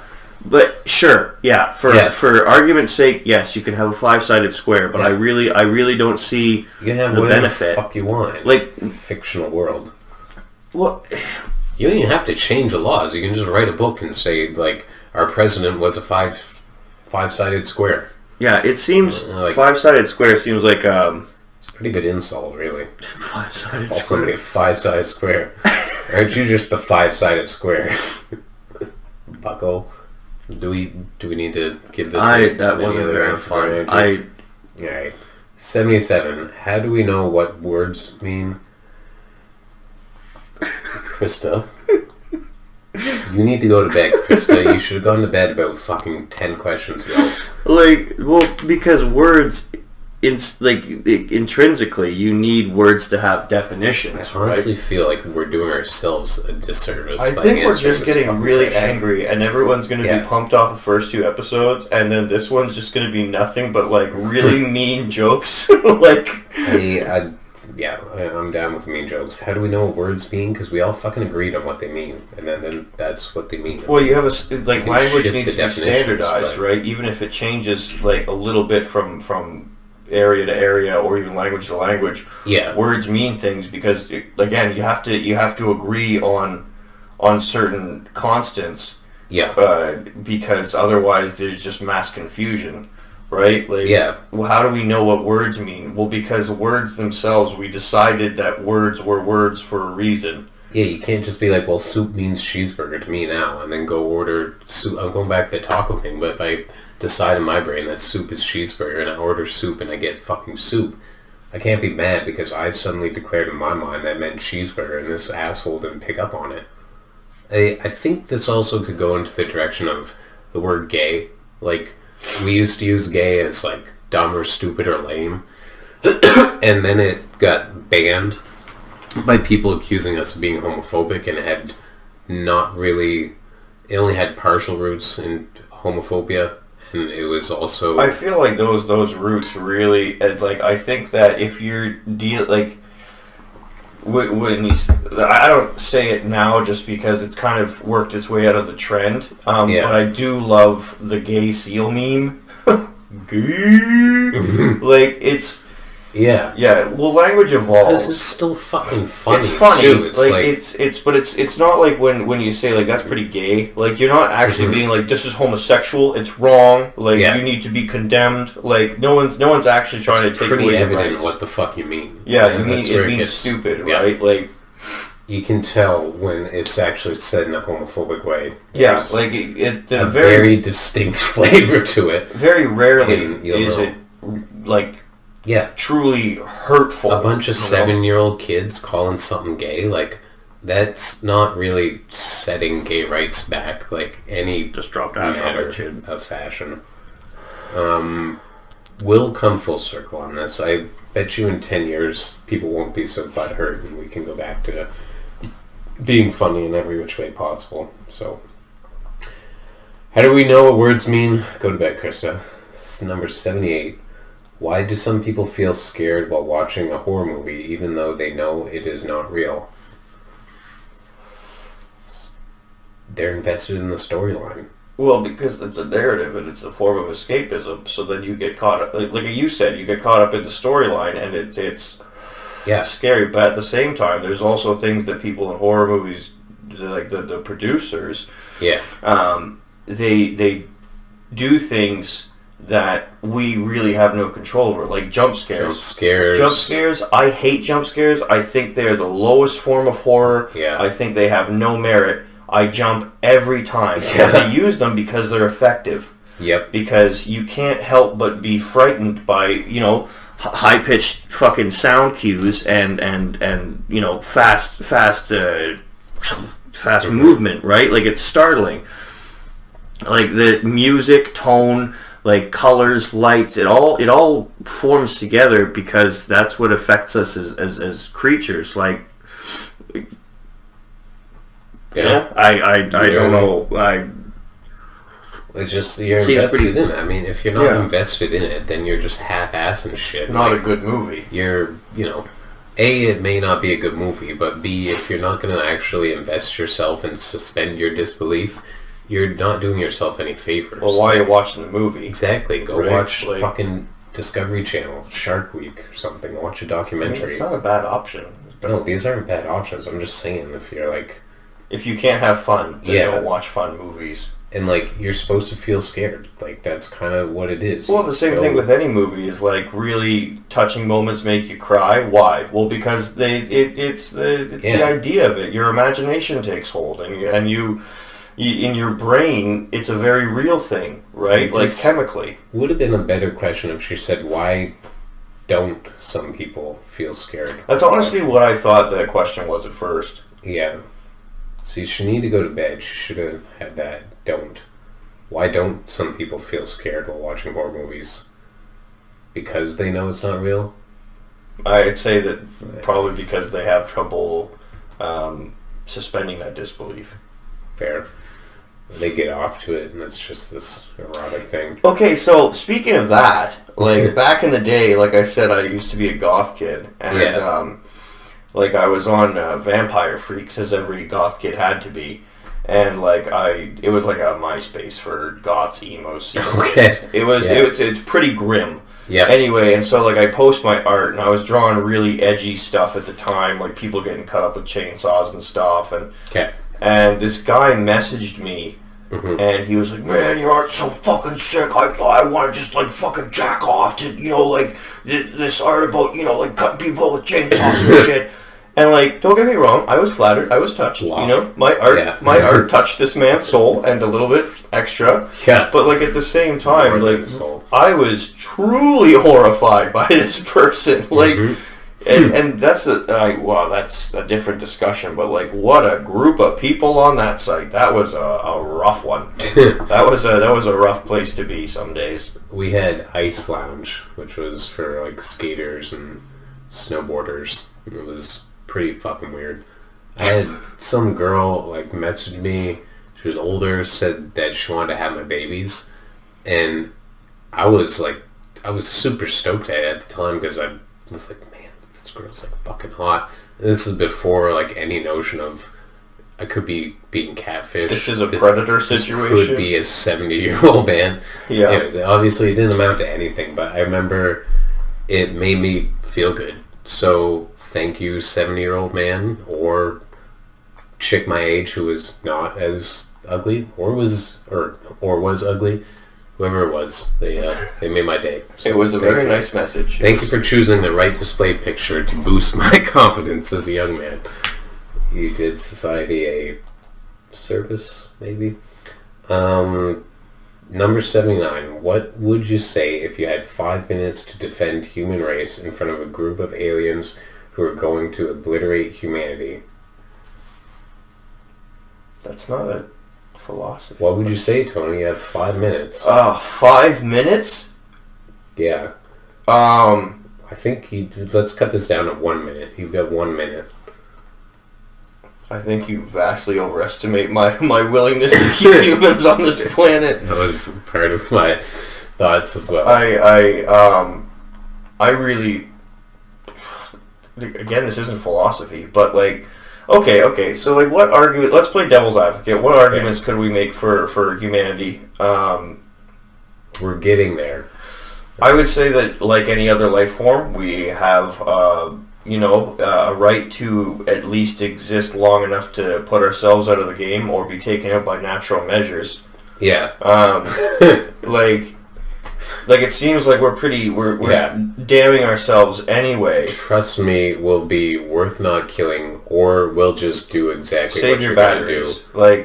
Like, turn around, go home. Like at least like like, if you're aliens, then you can probably stick around and just enjoy the show. We also are a very sexual race. Yeah. So, like, if you're looking for just unabashed pleasure, like, I'm sure that there are aliens. a number of humans lining up that would just absolutely enjoy extraterrestrial coitus. Yeah, you lots know? of humans. I feel like aliens, in my books, aliens are superior. So if they're like gonna even contemplate mixing with the swill down here, I'm not very proud of my race. You could also, I think, alien race. Architecture, culture, it'd be interesting studies, and if you obliterate us, then it's going to be harder to study it. Like, even if it's just like a pet project, like, I really don't think it's worth the aliens' time to obliterate humanity. Like, maybe that's just, like, look at us, we're kind of cool, and we're not really a threat to you. And if we do get to a point where we're going to be a threat, and you can see it, then you can just obliterate us anyway. So at least put it off. Like, hit the snooze. Wait till we're cool enough. Yeah, like, I'm not even worth bullying right now. Like, you know, we're picking on ourselves at this moment, right? Like, basically we're at a point where humanity's just, like, looking in the mirror, trying to pop all its pimples before it goes to, like, class picture day. Yeah. Like, just let us have our time. We need to grow up still. Yeah, perfectly said. Number 80. Are there any psychological changes you would make humans... Are there any psychological changes you would make humans make us better species? I didn't fuck that up. She fucked that up. You would make psychological changes to make us. So, Caleb, if you were God, how would you manipulate the human mind? I mean, obviously, I'd make him incapable of self-sabotage. Mm-hmm. Simple. And make him, like, unavoidably super psychic. Done. Is that psychological? Yeah. A better species. Like, fucking less inhibitions. I would say maybe, like, 7 deadly sins. Physiological shit. Oh, physiological changes that would make bigger dicks, bigger tits. I have when I was a kid, I wanted a turtle shell, 2 extra arms, and an alligator tail, and I think I stand by that statement. Yeah. I want armor. I want natural armor. Perhaps stronger teeth. Teeth that don't rot out of your head. Yeah. I want self-cleaning teeth. Like a mouth that self-cleans. I want to be able to drink tainted water. I want a better filtration system for my kidneys and liver. I don't want to have to eat. I don't want us to have to eat. I want freedom from dependency on substances, whether they be benign or malicious, malignant.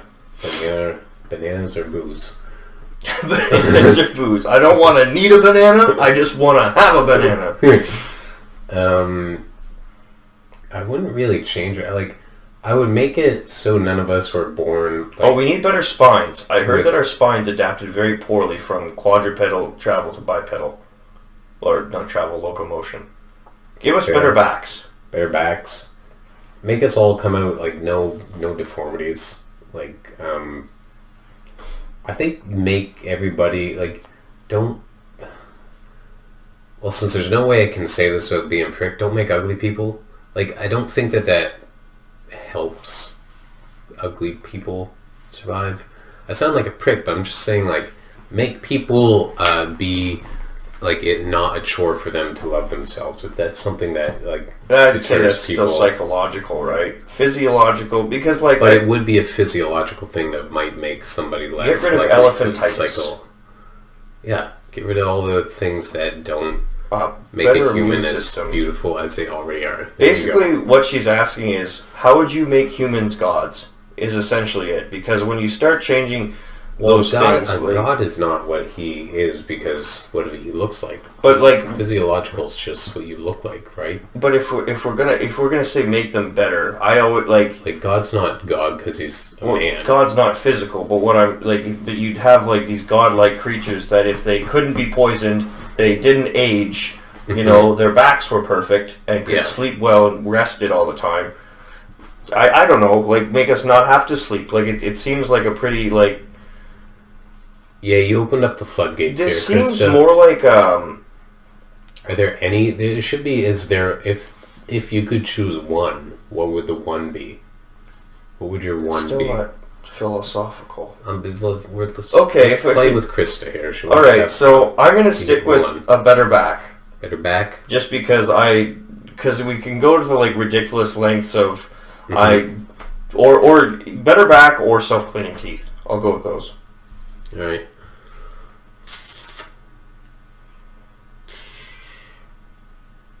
Well, yeah, I guess I just want to piggyback on yours. I'm trying to think of my own here.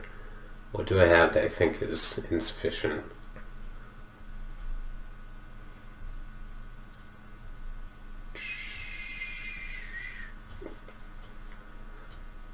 I mean, I'm fine with my body, I guess. It makes it more difficult.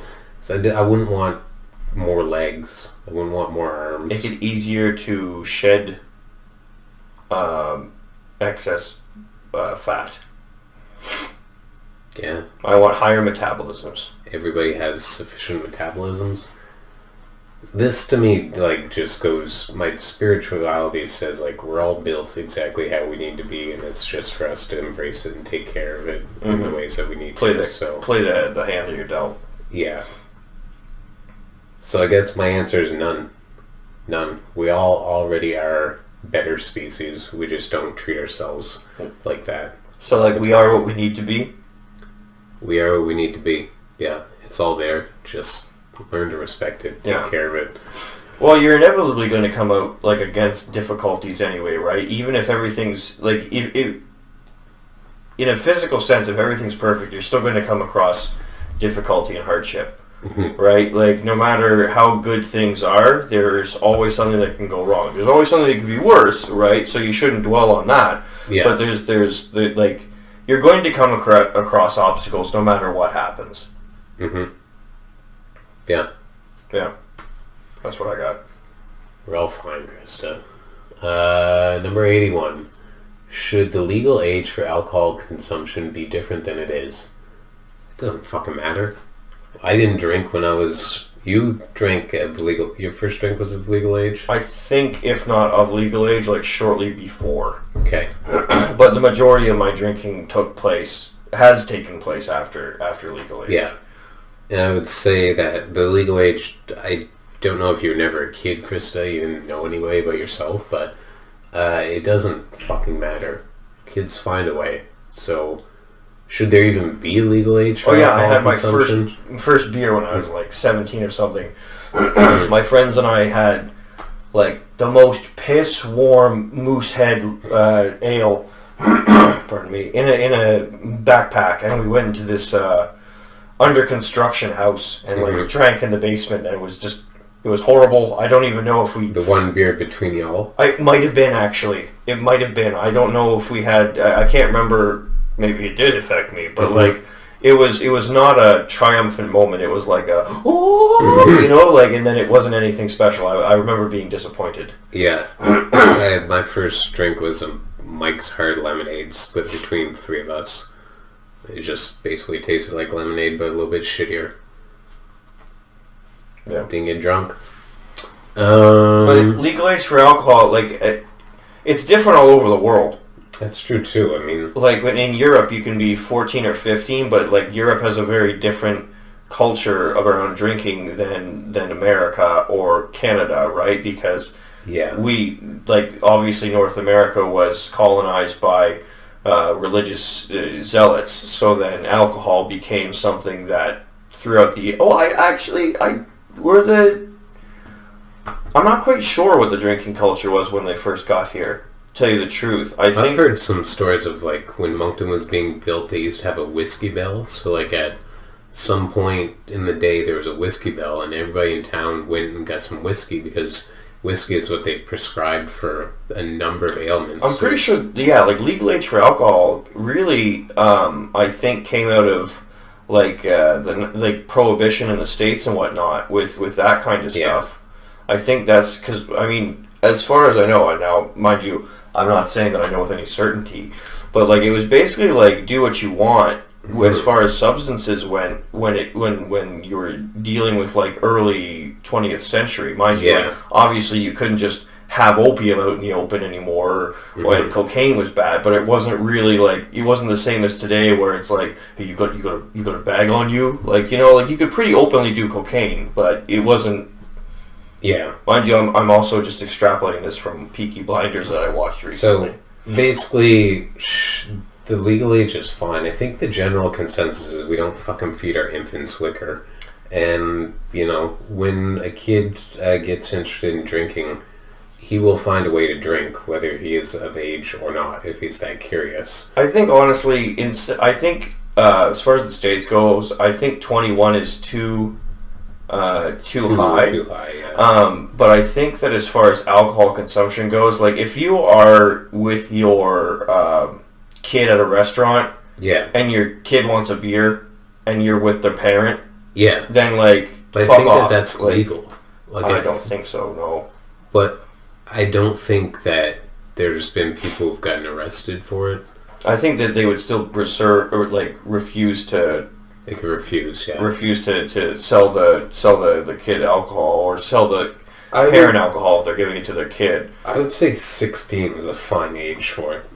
Like, I think 16 is fine because the kids who are going to do it, then they don't have to go through fucking stupid methods to get to it. I used to hang out behind Burger King for hours on end waiting for somebody who was of age, only to get fucking Vex or some god-awful shit. I asked him for facts. He was French. She's like, Vex? I'm like, no, facts. It's in a can. Anyways, I got Vex and didn't drink it. Poured it in the fucking gas tank of a car that I knew had been sitting at the Coliseum. And that thing didn't move for another fucking 3 weeks. And I saw it get towed away.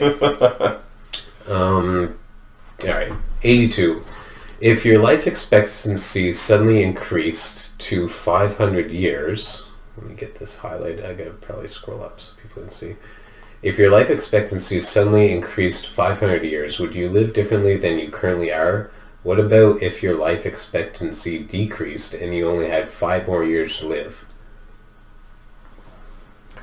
If I had 500 years more to expect, I would definitely be more interested in going back to school and doing like more lengthy, like, so say, I'm not saying, like, for instance, I would more realistically consider becoming a doctor if I wasn't, if I knew I could actually like have the time to go to school, not spend 12 years in university and then begin a practice, right? Because at the age of 30 years to work off the debt, right?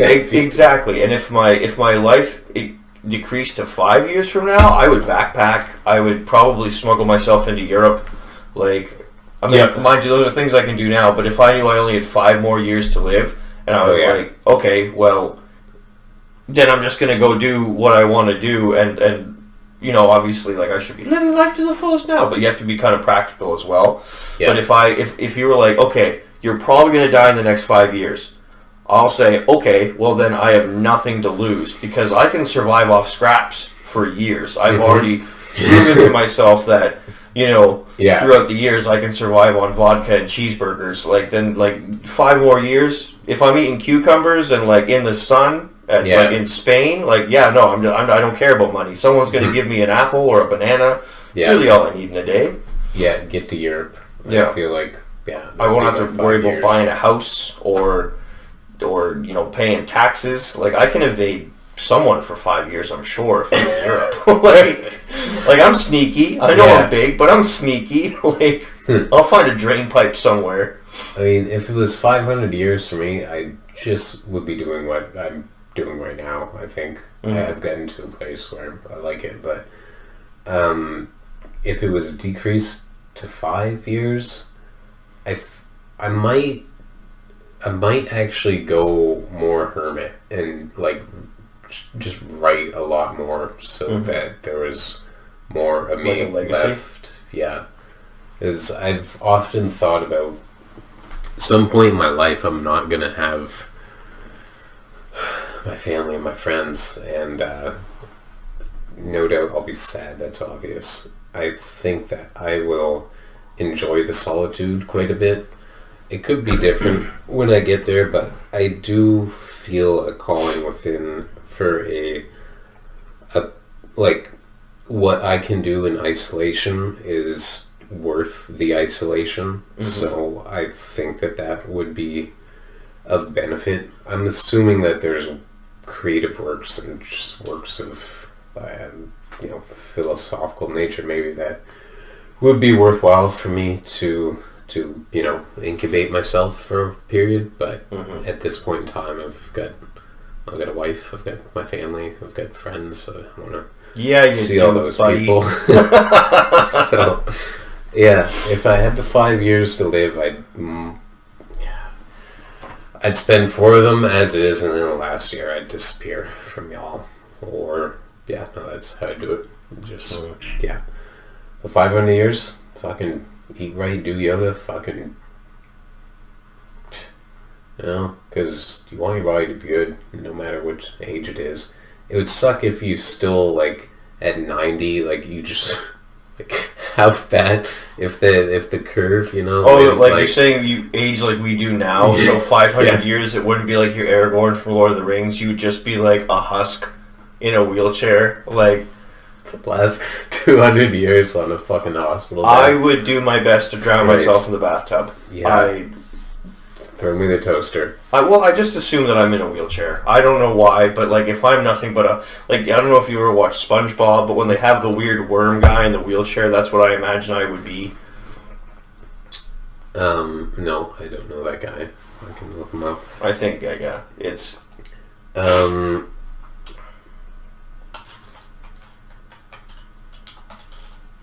Worm SpongeBob should get us there. Oh wait, go back, because I just saw it pop up.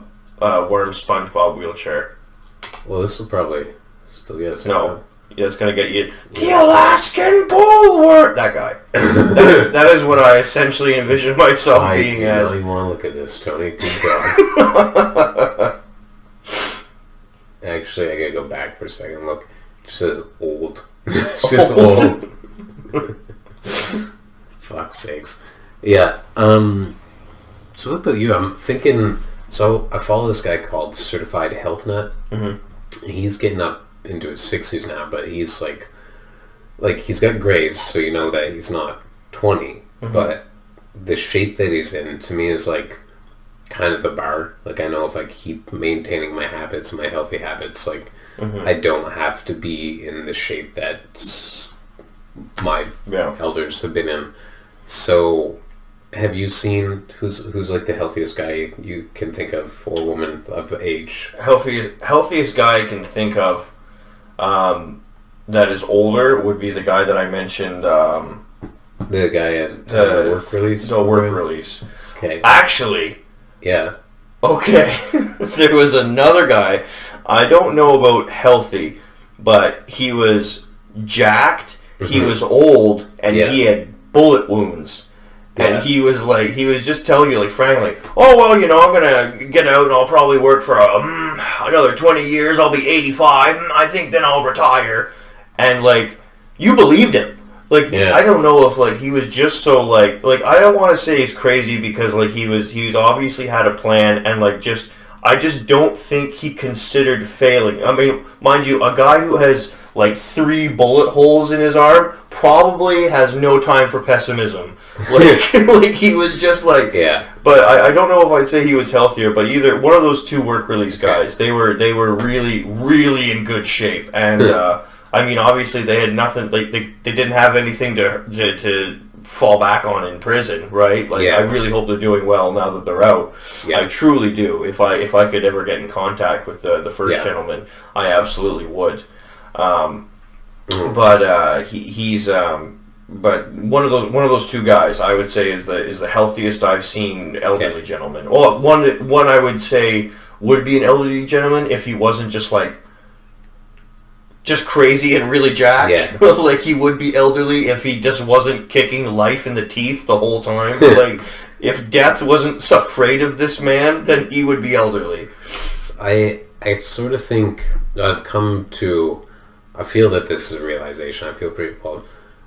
I'm talking almost as if I'm not confident in this, and I guess it's partly because I know it's true, but I also don't know if people know that it's true, and I don't care if they do, so that's causing me to be sort of like skeptical when I'm saying this. But from what I put together, I think that, because people think longevity and like good longevity, it involves some sort of exercise routine.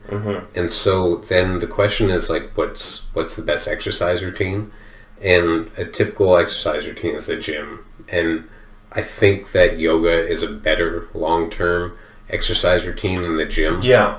And I think that people maybe don't really register this that much, because I think the gym is harder on your body. The stretching is just like, it's taking what's there already and just making sure that it moves in the way. Yoga really lends itself to not only a healthier, like joints and everything. Like that's why I keep putting off getting into yoga more. But it helps. Like yoga is not only good for your body and your joints, which are super important when you get old, obviously. But yoga also lends itself to a healthier disposition, which obviously your mental state does contribute to your physical health. So I think that yoga in and of itself, like I think you're absolutely right. I think you should supplement it with actual physical exercise. But that's the thing, is that with physical exercise, however, that takes many forms. Like I look at you skateboarding or snow skating, and those. Well, like last week, I'm trying to go up that hill. You're going up it and down it, and I'm right. Like it's. I think that you do need physical exercise, but I would agree that yoga obviously is better for. I won't say better. I think. Well, better for your joints, obviously. It is healthier. It's obviously low impact. Like, and it's I would say it's healthier. That's just sort of the notion I was thinking, because I see this stuff on the internet where it's like, you know, the gym, and it's like, I don't actually. It's particular because my disagreement with it is very specific. It's not just like, oh, there's a fucking stupid thing that shouldn't be. It's like, yeah, you got to get into that notion of taking care of your body. But you also, if you're really looking forward long term, then putting yourself through the gym every day, I think like is not. I think the gym is conducive long term. Like, but I mean, I do see people at the gym that are in their 60s, 70s, and they're in great shape. So maybe it doesn't matter, like, all roads lead to Rome if you're just being health conscious. I think if you, like, you obviously can overdo it at the gym, but I think that, like, where the gym becomes dangerous, like, bodybuilding and strongman competitions aren't good for you. That's they just more aren't. Where I'm going to, I have a friend who bodybuilds, and he'll tell you, like, no, at like 60, when you're a strongman, like your joints are shot, like you've fucked yourself up, so you could be strong for 20 years. But I think that if you approach exercise with again moderation and just like caring about your body, I think that that's good. I think that a lot of people, however, are really like, well, if I can't, keep putting on weight and like lifting that up, I'm not doing enough. And then they might blow themselves out or hurt themselves or tear rotator cuffs or blow out their knees, right? Which is the opposite of health. Yeah. Mind you, I do like to lift weight. I'd rather go work out with people like, with a friend. I think that's better for me. Yeah. But I know that when I'm exercising more regularly, I undoubtedly and quite profoundly enjoy my life much more when I am in a regular exercise routine. And mind you, I'm not making any records. Thank you. I'm not setting any records by what I'm doing. Yeah. But even just the routine and the small amount that I do when I actually get around to it, it makes me feel better. I have more energy. I'm more capable as a person. Yeah. I find. Well, straight up, take care of your fucking self. Yeah. Just, period. Eat some cucumbers. Maybe don't put the ghost pepper hot sauce on a bunch of it, but just survive. Yeah. Yeah, we got one last one here on the fun section. if immortality were possible, would you want to be immortal? I am fucking immortal. Not here. Up here forever. Yeah. I don't know. On Earth, man, I would want to be immortal on Earth in like 200 years.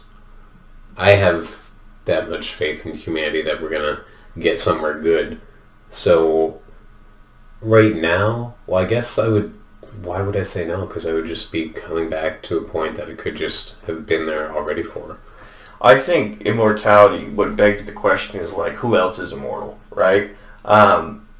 Because... Oh, but that's the thing is, like, you have to let go of stuff at some point in your life. Yeah. I probably would want to be immortal because I would, like, I would just wander. If I'm immortal, then it's like, I can spend 5 years, paying back taxes, like, or I can, like, I'm just gonna go wander in the jungle, like, or not the jungle. I hate mosquitoes, but like, I could go do a bunch of stuff. And then you could see empires and nations rise and fall, and you'd collect so much wisdom and knowledge. Mm-hmm. I think that honestly, being immortal would be dope, mind you. Like, obviously, like, I would want company. I would want a steadfast companion, but. Like, if immortality might have a price, and that might be loneliness, but I'm already mortal and lonely, so, like, why wouldn't I be immortal and lonely? I already know what the loneliness feels like. I'm never lonely. Definitely just be immortal. Fuck yeah. When I first saw the question, I was like, do I want to be a vampire? Fuck yeah. Like, I'll take that bet. There's more ways to... I sleep during the day most of the time anyway. I miss garlic, but, like, other than that... Yeah, halfway there already. Thanks, Krista. Some of these were actually fun. Some of these were dumb, but the same could be said for the other sequence of questions. You know what, though? I Hot feel dogs like... are not tacos. Water is wet. Yeah. I feel like she was... Like, as much as we rag on Krista... I think she is trying her best. Like, I have to give that to her. Like, she's obviously she's a swing and a miss on a... Look, her best might not be impressive, okay, man? Like, but she's obviously trying to be fun. And I don't necessarily respect her work, but and she's probably not fun at parties. She's probably really nice, though. If a little ditzy, perhaps. Yeah. On the opposite side, maybe she's so smart that she has a hard time. She thought that this was comprehensible to us. Well, she was just like, well, maybe she's already immortal, and she's like, these fools. Like, I don't even know what counts as a fun question for them. I've seen universes collapse. Yeah, it's water wet. Chew on that, fuckers. Like peasants. There it is. Thanks, Krista. Thank you, Krista. Out. Thank you, everyone. Come back again.